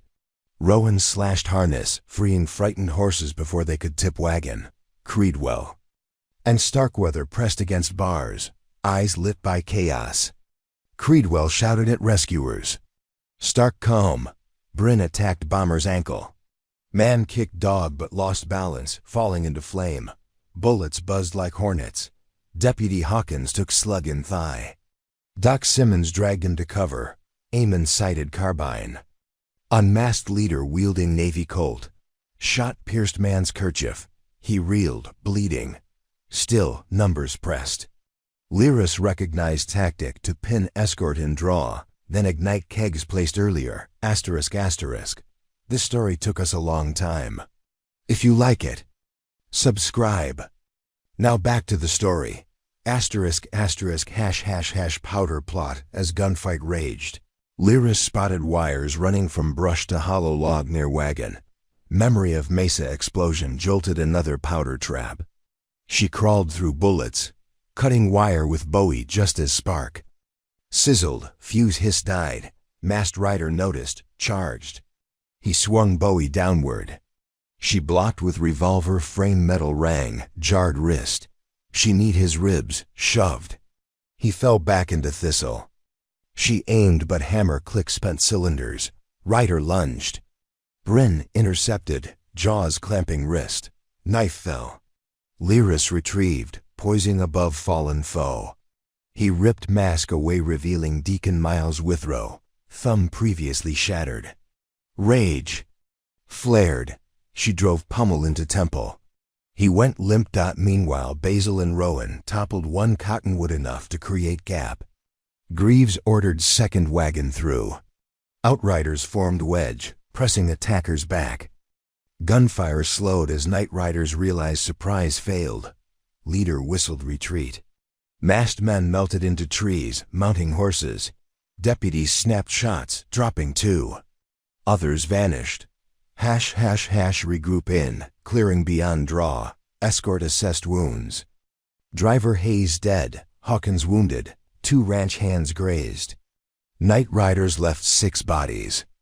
Among them, Withrow alive but concussed, and the masked leader Eamon had shot. Jeremiah Creed, Jacob's younger brother. Creedwell wept seeing sibling downed. Starkweather murmured prayer. Greaves bound prisoners tighter, posted double guard. More will come, Lyris warned. This was Vanguard. She examined seized saddlebags held telegram scraps showing coordinates at Sangre Fork Bridge. ****.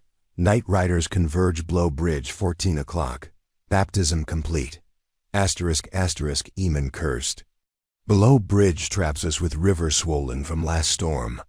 Times short, Greaves said. We bypassed the fork. But map showed only 2 crossings. Sangre Fork Bridge or Hellbender Ford 5 miles south. Dangerous quicksand after rain. Then we defend bridge. Lyris decided. Hold until Marshal patrol. Meets, Greaves exhaled. Set barricade on near side. Disable planks to deter cavalry.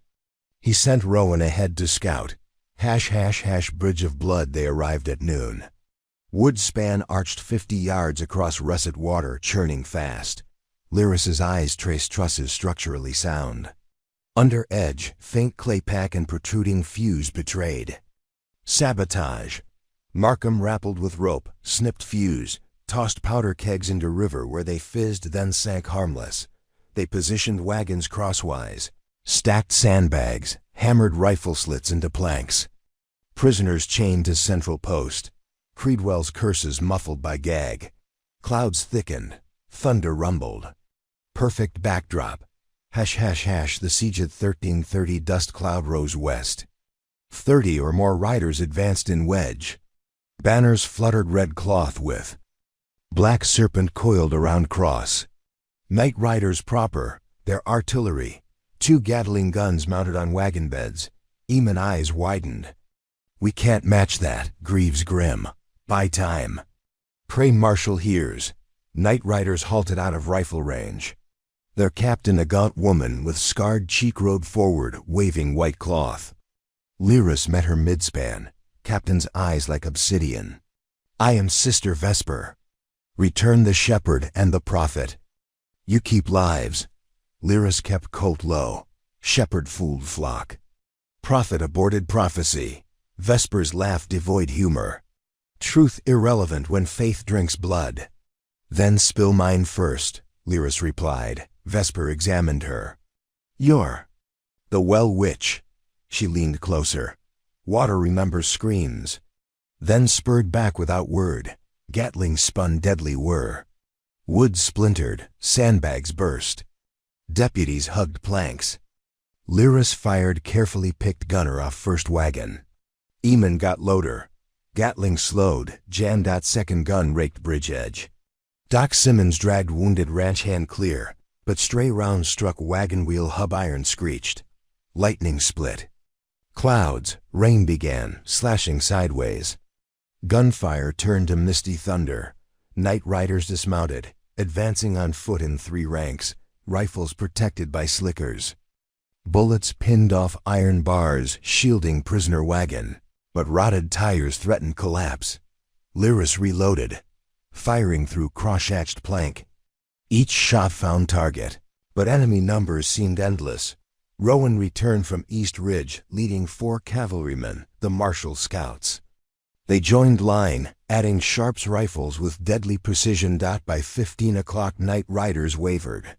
Captain Vesper signaled retreat to wagon. But as they fell back, Creedwell screamed prophecy through gag, thrashing against chains. Starkweather bowed. Head, Vesper gave last order. Fire the bridge. 2 riders hurled tar torches under structure. Flames licked pine beams. Rain fought, but tar burned hot. Deputies beat with blankets, but fire climbed. Greaves shouted, "Cut ropes, row wagons off." They unchained prisoners temporarily, forcing them across under guard, while outriders pushed wagons to far side. Groaned, beams blackened. Last across was Lyris, hair singed, dragging crate of evidence. Plank behind her collapsed into fiery river. They reached eastern bank. Seconds later, bridge surrendered with roar, collapsing partly those stone piers. Stop total loss. Night riders retreated west, carrying wounded. Captain Vesper saluted Lyris across gap, a promise not yet ended. # Marshal's arrival at dusk. Marshal Rexford's column of 20 troopers arrived, carbines gleaming. He surveyed carnage, crisp mustache twitching. Greaves briefed. Lyris. Presented journal and signed confession from Jeremiah Creed, secured while he lay dying of wound, expressing regret. Marshal nodded solemn. He ordered prisoners shackled to reinforced coach. Creedwell struggled, but troopers subdued. Starkweather offered no resistance. He only whispered to Lyris, "Flock scatters today, gathers tomorrow." She met gaze, replied, "We will be ready." Night camp escorts camped near river remains. Campfires hissed under drizzle. Troopers established perimeter. Lyris sat with Eamon, sipping coffee. Rain had cooled air, cleansed gun smoke, but thunderheads loomed still. Marshal. Visited, commending courage. Your testimony vital. Court convenes Fort Clay 2 weeks. She agreed, but voice carried weariness bone deep. Before sleep, she took cinnamon bread from saddlebag, sharing with Eamon and Bryn. Taste sweet. Symbol of life reclaimed. # Dawn betrayed. Wind snapped tents awake at 4 o'clock. Horses whinnied. Lyris rolled from bedroll, senses prickling. Far off West Ridge, tiny lights flickered lanterns. No fire arrows arcing. One slammed into prisoner coach canvas, erupting flame. Troopers roused, shouting. Night riders? Impossible, they'd retreated. Then horn blast echoed east side their side. Figures slipped among troopers wearing martial uniforms. In a heartbeat, camp erupted into chaos. Traders within ranks unlocking coach, stabbing sentries. Creedwell's followers had infiltrated Marshal detachment. Lyris grabbed carbine, firing at shadow-knifing trooper. She sprinted toward Coach where Starkweather and Creedwell wrestled Shackles off with keys from dead guard. Starkweather remained. Calm even amid screams, Creedwell saw her, aimed hidden pistol. She ducked behind feed barrel. Bullets sparked off iron pot. Bryn barreled into Preacher, jaws gripping calf, gun firing wild. Creedwell kicked, but dog held. Starkweather climbed driver's seat, snapping reins. Coach lurched, horses bolting toward. Still standing portion of bridge remains. Fire arrows lit wheels. Lyris chased, leaped onto rear step, grip slick. Coach swayed. Prisoners inside Deacons, Withrow cheered. Creedwell ripped Bryn free, threw dog aside, then lunged onto step. Behind Lyris, knife flashing. She twisted, steel carving her sleeve. She head-butted his jaw. He reeled. Coach thundered onto charred planks, sparks flying. Wood groaned. Troopers pursued, shooting. Starkweather whipped horses, eyes glowing by firelight. Rain resumed, but flames spread. Creedwell recovered, knife raised. Lyris braced. They crashed through weak board. Rear axle collapsed. She and Creedwell pitched backwards into riverbank mud while Coach nose dived, slamming into mid-channel, horses screaming. Bridge remnants collapsed atop, fire and water swallowing echo. Lyris lay stunned. Pain radiated hip, Creedwell's. Knife gone, but he scrambled for it. She crawled first, snagging blade. Thunder boomed. Muddy water rose around ankles. On collapsing beam Starkweather stood precarious, arms outstretched like crucifix, rain-soaking frock. He gazed skyward while debris floated. Troopers shouted for surrender. He smiled serenely. Providence. Lightning struck river, illuminating scene. When flash faded, Starkweather was gone, washed beneath debris downstream. Creedwell shrieked. Scrambling after troopers tackled, cuffing anew. Marshall waded knee-deep, confirming Starkweather's disappearance. Search at dawn found hat, manacle chain snapped on jagged beam, but no body. # aftermath. Dawn rain ceased. Smoke curled over twisted bridge remains. Troopers collected prisoners, counted dead. 6 traitors, 4 troopers, 1 ranch hand, dog. Wounded, yet living. Lyris stood on bank, blanket over shoulders, watching sun rise crimson. Eamon joined, arm in sling again. Body will surface, he offered. She sighed. If he lives, he'll haunt. Marshall assigned double guard to Creedwell. Convoy adjusted route south via Fort Archer. Lyris opted to escort as witness despite wounds. Eamon insisted accompany. Marshall consented. Before leaving, Lyris wrote letter to Briar Hollow, urging continued vigilance, kindness, humility.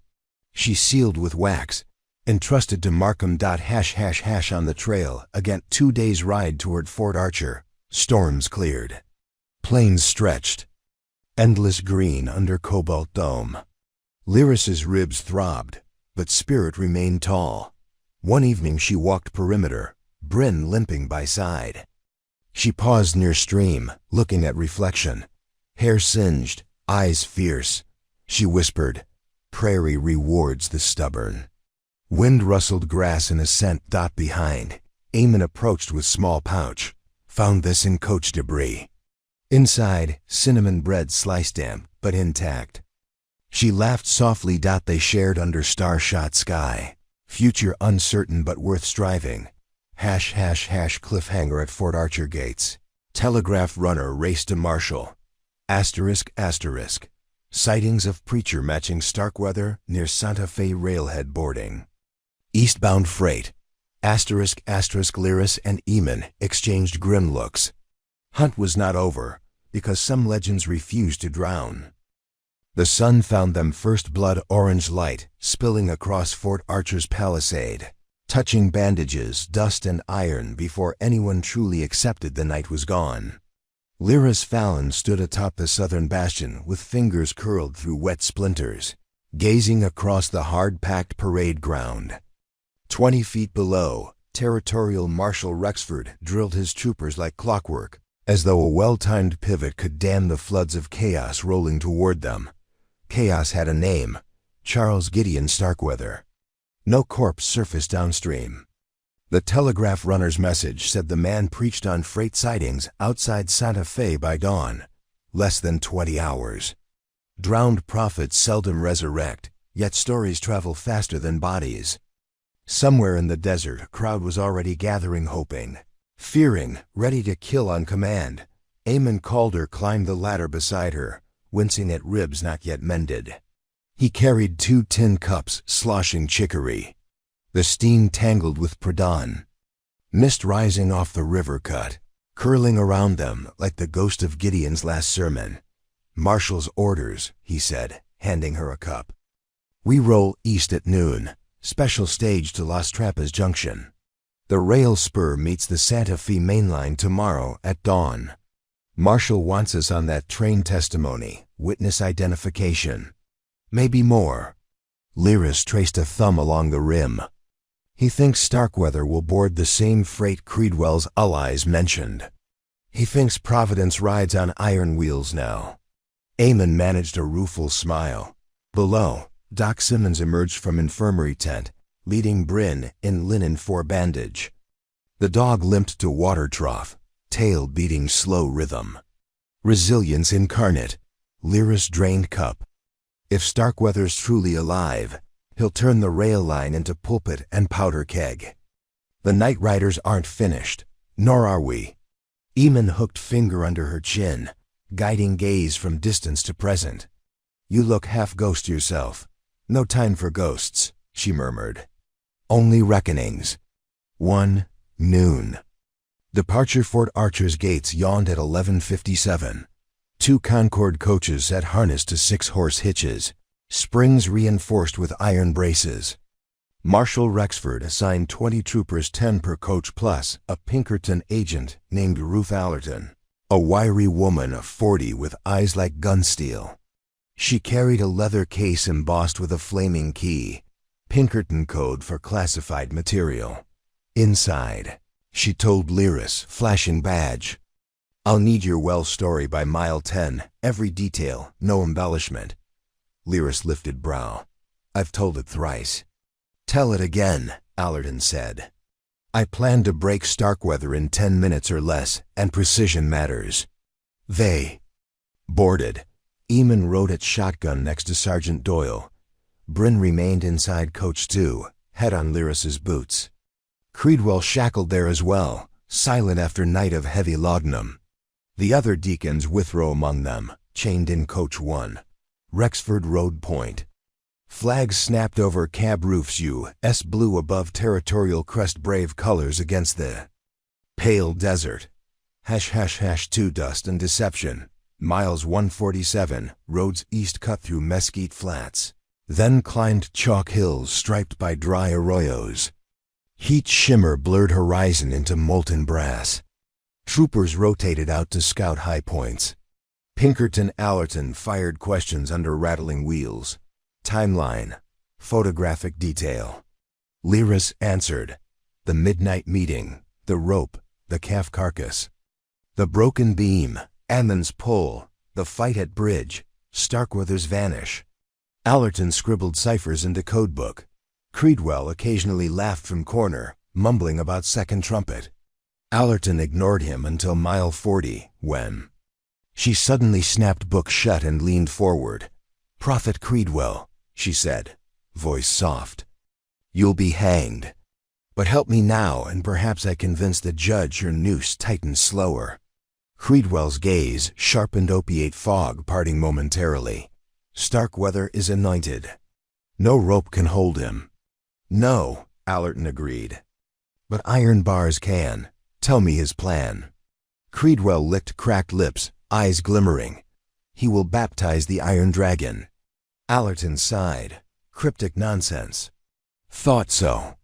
She resumed note-taking. #3 Las Trampas Junction coaches rolled into sand-blasted depot at sunset. 3 rail lines met, Santa Fe, Maine, Desert Spur, Mining Northern. The junction bustled with freight crews loading ore, timber, kegs of creosote. Amid clank of couplings, rumors swirled word of fiery preacher healing snake bites, promising gold shares. Condemning rail tycoons. Rexford commandeered a baggage car, converting into rolling cell with iron chain loops. Troopers walked perimeter. Pinkerton Allerton disappeared into telegraph office. RE emerging tight-lipped. Starkweather boarded freight 271, she told Marshall. Left Santa Fe eastbound an hour ago, due here at midnight. Cargo? Military powder steel. Rails and 60 migrant laborers in deck car. Lyris felt air thin. He'll hold them hostage. Marshall barked orders. Sandbag the spur switch. Stage sharpshooters on water towers. Ready lantern codes to halt train. Rexford approached Lyris quietly. If negotiations fail, we disable locomotive boiler from range. Acceptable risk. She swallowed bile. To save many, yes, but let me talk first. 4 midnight iron himlong after sun bled out. Headlamp flared west. Freight 271, a black leviathan coughing sparks. It thundered across desert, bell clanging like funeral toll. Signal lantern flashed red. Engine whistle replied, too long, one short, refusal. Train roared toward junction at full speed. Troopers braced. Sharpshooters cocked Spencer rifles. Then, from atop first boxcar rose a figure in preacher's frock, arms wide like crucifix. Starkweather. Lantern glow rimmed him gold. His voice boomed over locomotive scream, carried by makeshift speaking trumpet. Brothers, sisters, behold, the law wants blood. But the river of salvation flows free tonight. Behind him silhouettes moved laborers. Deacons? Hard to discern. Allerton hissed. He chained migrants to car doors. Human shields. Rexford cursed. No clear shot. Lyris climbed water tower ladder, heart galloping. She cupped hands to mouth. Charles Starkweather. Your river turned to poison. Release innocent souls. Frogged coat billowed around him. He lifted hand. Chain clatter echoed. Boxcar door slid, revealing laborers cuffed, frightened. Power. Fear's truth, Lyris Fallon, he thundered. Join me, leave bondage of brittle law. No, she shook head. Freedom without justice is just new chains. He laughed, spreading arms. Then taste ash with tyrants. He turned, yanking. Brake wheel, sparks showered. Train screeched but didn't slow. He disabled main airline. Instead, he uncoupled rear half, letting momentum carry locomotive and first 7 cars onto Desert Spur, toward derelict trestle over Arroyo Muerte unused. Rotten. Allerton yelled, he'll wreck them. Rexford commanded pursuit. Engine old. Porter saddle tank waiting under steam. Eamon volunteered for cab along with engineer Pike. Lyris vaulted ladder, landing beside track just as Porter rolled. She climbed tender, ignoring shouted protests. Porter attacked rails, wheels hammering. Bryn chased until outpaced. Behind, troopers worked to stop uncoupled half still on main. Up ahead, Starkweather's cut thundered into darkness, sparks marking path. Allerton leaned from baggage caboose with telescope. Trestles 200 yards ahead of him, half burnt by lightning last month. Eamon shoveled coal, Pike throttled. Porter gained closing gap car length at time. Wind tore screams from mouth.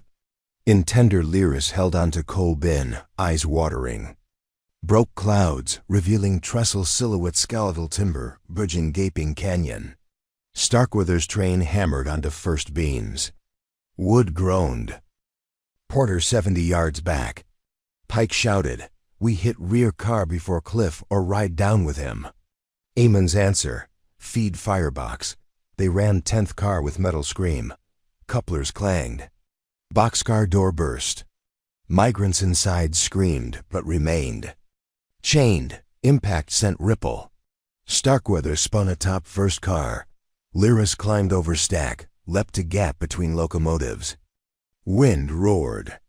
She scrambled onto top of their boxcar, then forward across rocking roofs. Behind, Eamon wrestled brake wheel to hold pressure, trying to slow but rail oily from storm 2 nights prior. Front cars already halfway across trestle. Timber. Cracked, dropping bolts. Lyris raced, boots slipping on tar paper. 10 cars left, 9. She drew rope from belt, looped a hatch ring, swung to next roof. Starkweather saw her, raised arms in welcome. Salvation comes. He called Dot she ignored. Unhooking her rope, securing to ladder, then to migrant chain link inside second car. With quick knot, she anchored them to Porter's rear coupling. When Starkweather's locomotive plunged, chain might hold cars from following. He laughed again. You tie bodies to your fate. She climbed final gap onto cold tender of his engine. Heat-scorched face. He stood on cab roof now 2 yards away, silhouetted by smokestack sparks. Your God drowns truth. Mine lifts it, she shouted over roar. My God? He knelt, eyes manic. No, Lyris, I am Providence. He produced revolver, fired, muzzle flashlit night.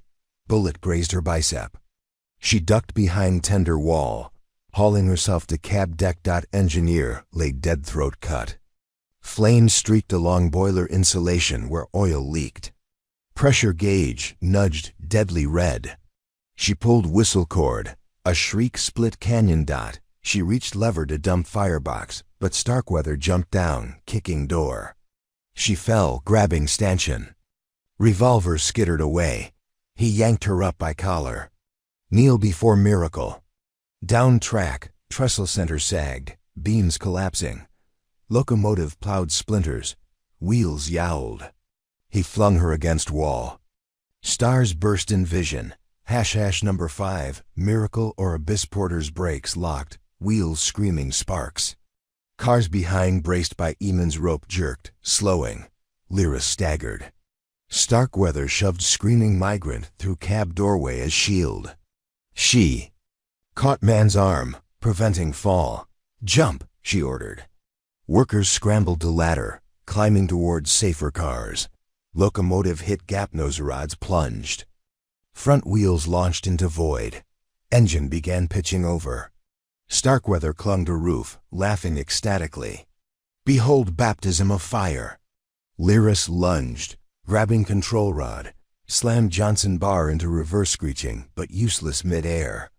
She then spun injector valve fully open cold water, hitting red boiler plates, cooled violently, reducing steam abruptly. Pressure gauge dove, giving extra seconds before impetus completed arc. She dove out cab window onto side ladder. Gravity shifted, engine tipping. She dangled over canyon, feet kicking empty space. Boxcar behind still on track due to rope tension. Coupler strained, metal groaning. Starkweather above roared scripture, then engine separated at pivot. Boiler ripping from frame, plunging into abyss. Shockwave snapped coupler, rope jerked. Lyris lost grip, fell toward darkness, but Eamon's hand appeared from roof of trailing car, snatching wrist. He hauled her onto roof as engine exploded below. Fiery bloom illuminating canyon like hell's blossom. Rear cars shuddered, but Porter held, brakes squealing. Cars halted inches before broken trestle edge. Silence crashed, full of creaking wood. And panicked breaths. Lyris lay on roof, chest heaving. Eamon collapsed beside, face ash-streaked. Told you, prairie rewards. She laughed, half sob. Kindness fences, remember? Below, flaming wreckage lit. Starkweather clinging to dangling crossbeam mid-air, cloak flapping. He looked up, eyes blazing unnatural fury. You have not won. Lyris peered over edge. Then climb, face judgment. He began hauling up, but beam cracked under his weight. It snapped, sending him plunging into darkness. Flame swallowed shape.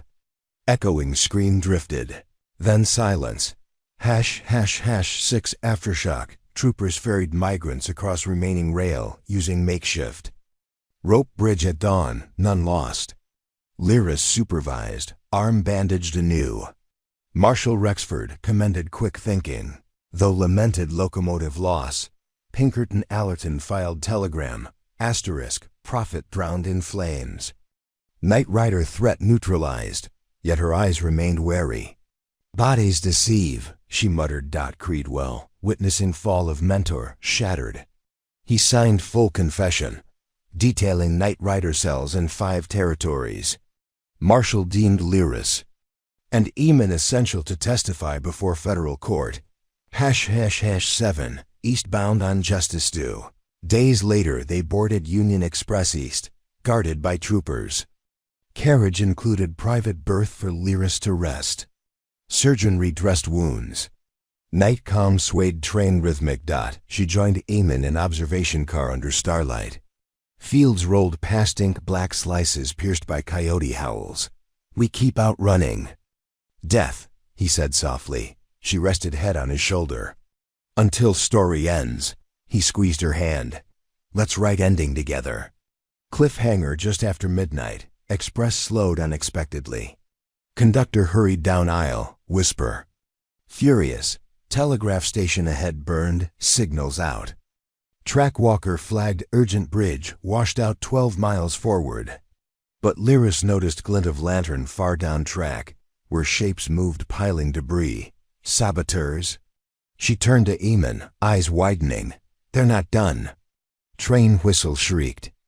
Brakes hissed too late. Engine barreled into darkness where track might or might not exist. Asterisk, to be continued. Exist. The locomotive's scream flattened against the black prairie night, echoing like a wounded animal across the endless scrub as the Union Express tore through the sabotage point at 50 miles an hour. Lyris Fallon's pulse hammered in. Her throat. Lamplight inside the passenger car jittered violently, casting wild shadows that made every face a flickering mask of fear. A deafening metallic groan vibrated through the floorboards, steel wheels grinding over warped rails, iron pleading with physics not to fail. Her mind raced faster than the engine. If the bridge ahead truly washed out and the saboteurs had piled timbers across the remaining track, there would be no miracle trestle dance this time.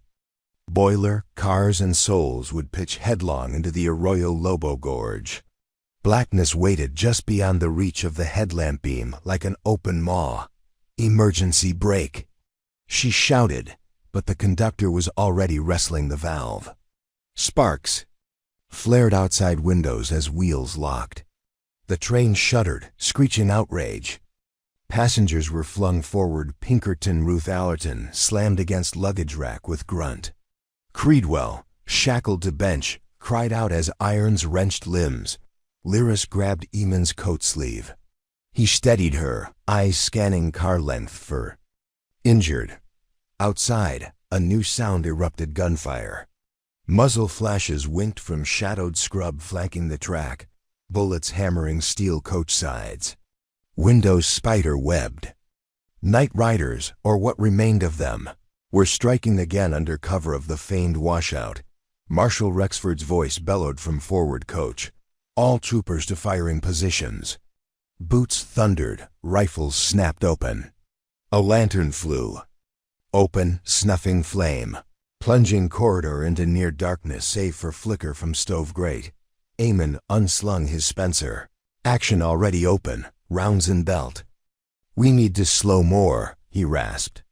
Brake alone can't overcome grade. Ahead, headlamp beam illuminated something grotesque.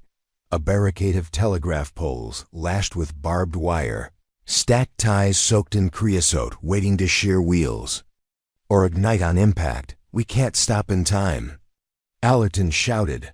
Pressing ice pack against Temple. An idea struck Lyris. A half-remembered story her father once told about runaway wagons on steep slopes. We uncouple lead engine. She cried. Dump water injector less mass, brake harder. Eamon understood immediately. Together they plunged through vestibule into the swaying baggage car, were Sergeant Doyle and 2 privates manned side doors, firing into darkness. "Cover!" Doyle barked. Lead shot clanged off iron. Lyris waved them back, then scrambled to front platform where tender coupling met first baggage car. Steam hissed overhead. Using wrenches kept on hook, she drove pin-free as Eamon yanked release lever. The locomotive bucked ahead, but vacuum and brake line triggered automatic stop, grinding into shriek. The cars behind, now lighter, slowed, just enough. But barricades still loomed. Sparks shot from shoe beams as Eamon and the privates jammed brake wheels. Wood smoke burned nostrils mixed with scorched metal. The first heavy baggage car roared into the barrier, but momentum had diminished. Instead of derailing, Cowcatcher plowed timbers aside, lurching train sideways yet staying on rails. Passengers screamed, but impact spared gorge. Lyris slammed into railing, breath knocked. Eamon hauled her clear as second wave of gunfire poured. From bushes, they'll board. Doyle tossed smoke grenades from bandolier. Phosphorus gushed white, cloaking flank. Troopers leapt down, forming firing line. Muzzle flashes blossomed through haze as both sides exchanged gunfire. Inside coach, Creedwell seized distraction. With iron-bound heel, he smashed lantern bracket. Producing jagged glass, he sawed at wrist cuff rivet. Allerton lunged, but he head-butted her, dashing Pinkerton badge to floor. Using shattered glass, he levered pin. Shackle sprang. Prophet lives. He cried, seizing Allerton's sidearm. Lyris heard the shout behind. She spun, cursing. Eamon followed as she sprinted back through corridor. Creedwell kicked compartment door, firing at approaching trooper. Bullet punched vest plate. Trooper staggered but lived. End of track, Creedwell intoned, eyes wild. River of blood. He grabbed Bryn's scruff with free hand, pistol at dog's ear. Lyris froze. "No," she whispered. "All doors open." Creedwell ordered. Engine uncoupled, rails clear. "I'll ride coach into canyon myself if needed." Eamon lifted rifle. Creedwell pressed barrel against Bryn's fur. "Drop it." Eamon complied, fury shaking limbs. Behind Creedwell, open door framed chaos. The locomotive ahead burning as saboteurs ignited spilled kerosene. Bright inferno lighting scene. Explosion rocked engine, throwing cinders skyward. Creedwell laughed maniacally. Lyris raised palms. "Jeremiah, prophet of the second trumpet, your shepherd has fallen. Only you can choose a new road." Creedwell's gaze flickered momentary. "Doubt, he will rise. Fire cannot consume providence." "Fire already did once," she said softly. "Starkweather died on that trestle, you watched. Let the dead rest." His grip slackened on dog. Bryn sensed shift and twisted free, biting wrist. Creedwell howled. Gun fired into ceiling. Eamon swept low, tackling him against bulkhead. Weapons skittered under seat. Bryn darted clear. Troopers piled in, subduing. Creedwell, wrenching arms behind. Lyris sagged, brushing dog's ear. "Good boy." 8 clearing the field outside. Insurgents broke under disciplined volley from troopers. 10 bodies littered tracks. Remaining melted into darkness. Marshal gathered casualties. 2 troopers wounded, no dead. Conductor estimated track repair. 3 hours rails bent, ties scattered. Allerton, bandage fresh, approached Lyris with wry grin. "You attract excitement." "Excitement keeps sky awake," Lyris replied, voice hoarse. Engine crew of locomotive, shaken, volunteered to patch barriers and reconnect. Eamon supervised as blacksmith trooper hammered rails true. # number 9 dawn in broken country by first light. Express crept across gorge on auxiliary track built for mining spur. Replacement locomotive, summoned from Los Trampas, pulled cars gingerly. Canyon below still smoldered where original engine burned. At day's high noon they arrived at Fort Clay's granitic walls, federal courthouse and garrison. News of attack preceded them. Cavalry presented honor guard. Prisoners transferred to Granite Stockade. Manacles double-locked. Marshal Rexford filed affidavits while Army medical officers stitched wounds. Pinkerton Allerton vanished into telegraph.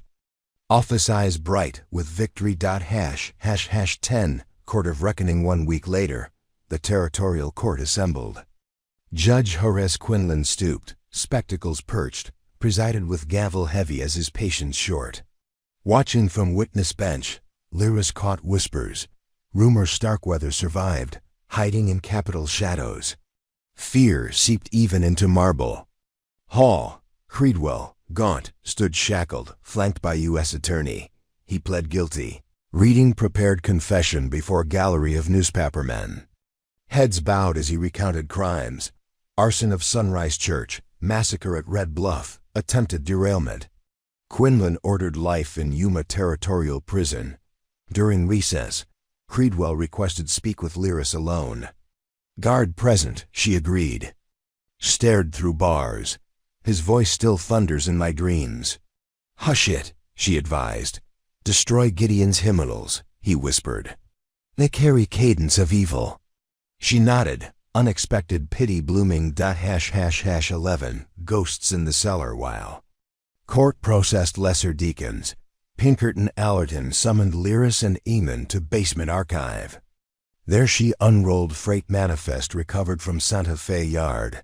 Crates of pamphlets, each stamped with Serpent Cross seal. Distribution nationwide. Someone finances this, Allerton murmured. She produced telegram trail. Money wires from Chicago meatpacking magnate Thomas Graymore, ex-Confederate Secret Society. Graymore's estate in Kansas City hosted revival funding. Marshal Rexford joined, jaw tight. Cut off head, serpent grows new. He stared at Lyris. We need infiltration. You speak their scripture. Eamon objected. She survived. Too many hells. Lyris touched his hand. If serpent bleeds still, prairie still calls. But we move with caution. Quinlan's gavel ended session. Next hearing months away, giving bureau time. Allerton proposed covert mission. Lyris and Eamon to Kansas City as traveling teacher and ranch broker, gather intel. Troopers disguised as cattle drivers for support. Quinlan endorsed, signing provisional Pinkerton warrants.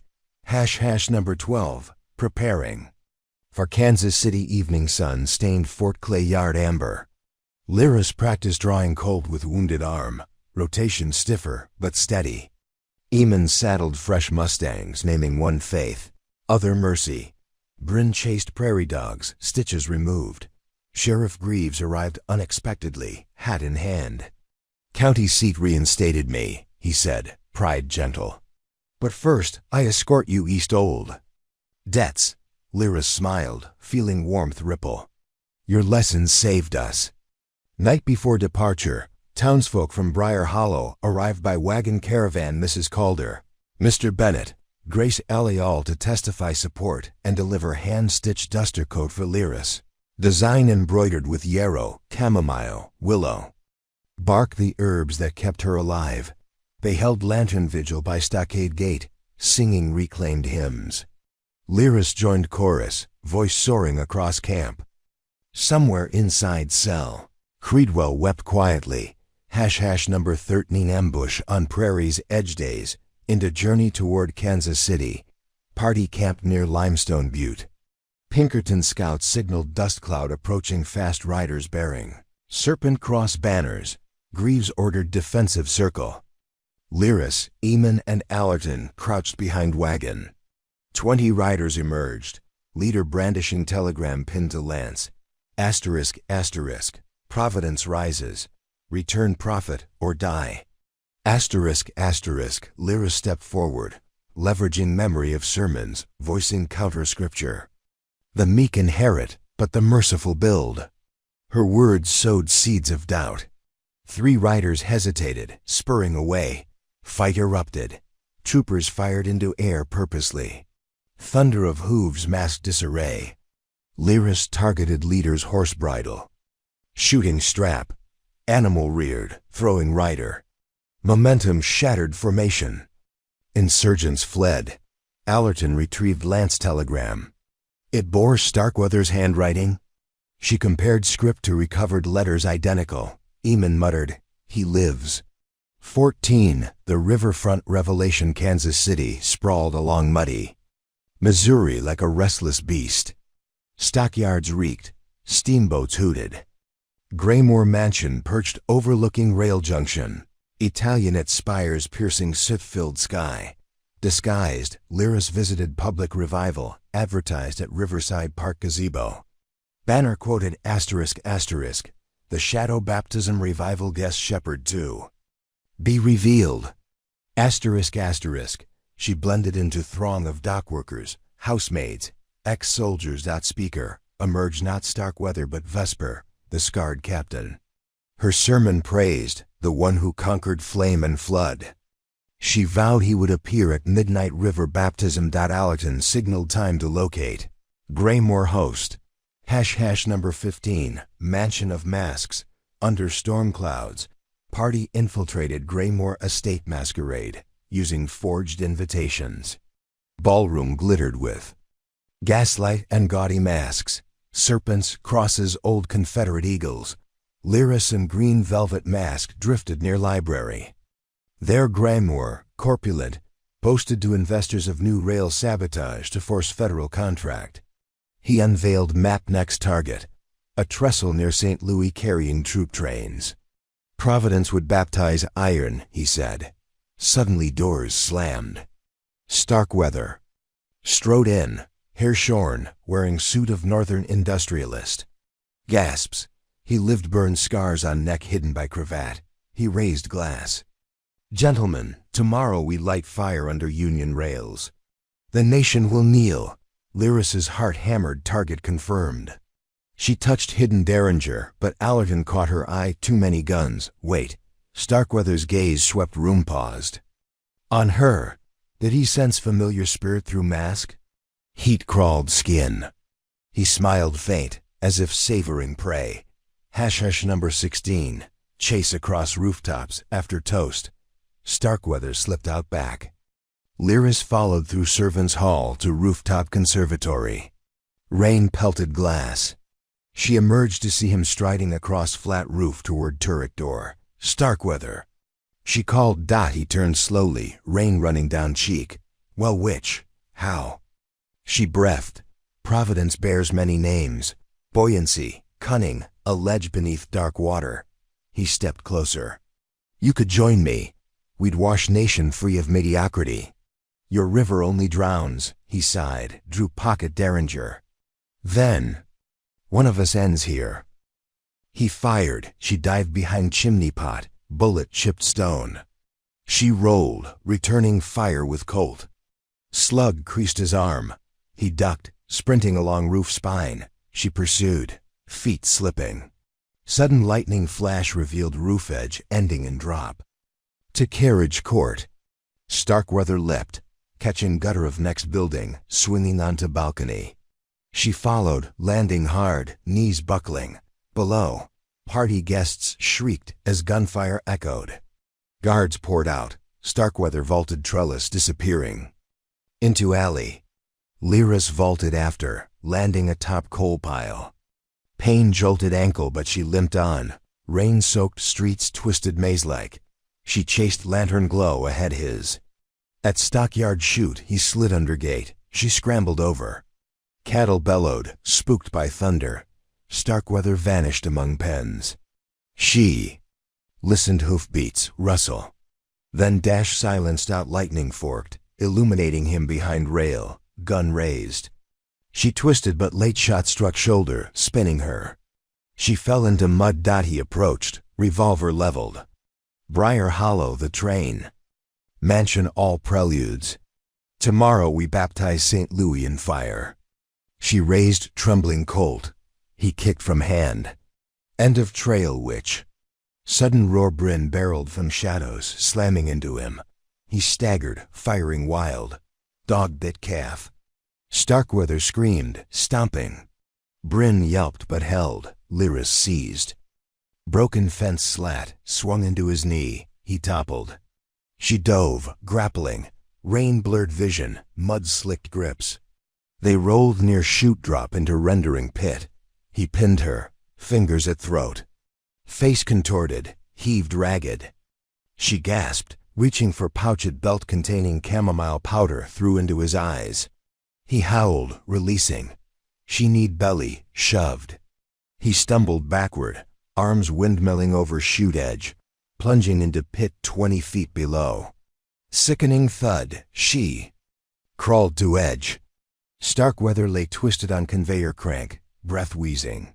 Workers rushed with lanterns, guns. Eamon arrived, soaked, hauling medics. Troopers ringed yard. # number 17. Final sentence weeks later in St. Louis federal court. Starkweather sat in wheeled chair, legs splinted. Jury deliberated 30 minutes before returning guilty of sedition, murder, terrorism. Judge sentenced to hang publicly message to extremists. Lyris testified, voice steady though chest tight. When proceedings ended, crowd outside cheered her name. She blushed, slipping away. # number 18. Epilogue in Prairie Gold Autumn painted Briar Hollow gold when she and Eamon returned. Church Now Community Hall, sign still reading, Justice, Kindness, Humility. Sheriff Greaves greeted with grin. Mrs. Calder embraced. Mr. Bennett offered cinnamon bread. They married under open sky beside restored well now capped safe, converted into wishing well garden. Children dropped pennies, praying for gentle rains. At sunset, Lyra stood at fence line. Eamon's arms encircling waist. Bryn chased swallows. Wheat waved amber. Think trouble's done? He asked. She smiled, leaning back. Trouble's seed blows far. But so does hope. He kissed forehead. And prairie rewards the stubborn, she chuckled. And kindness. Fences stronger than barbed wire. The last light slipped beyond horizon, but their story did not end there. It simply opened new chapter 1, where courage and community guarded. Plains Against Darkness. ***. 2 more great stories are next. Don't miss them. Subscribe and turn on notifications. ***.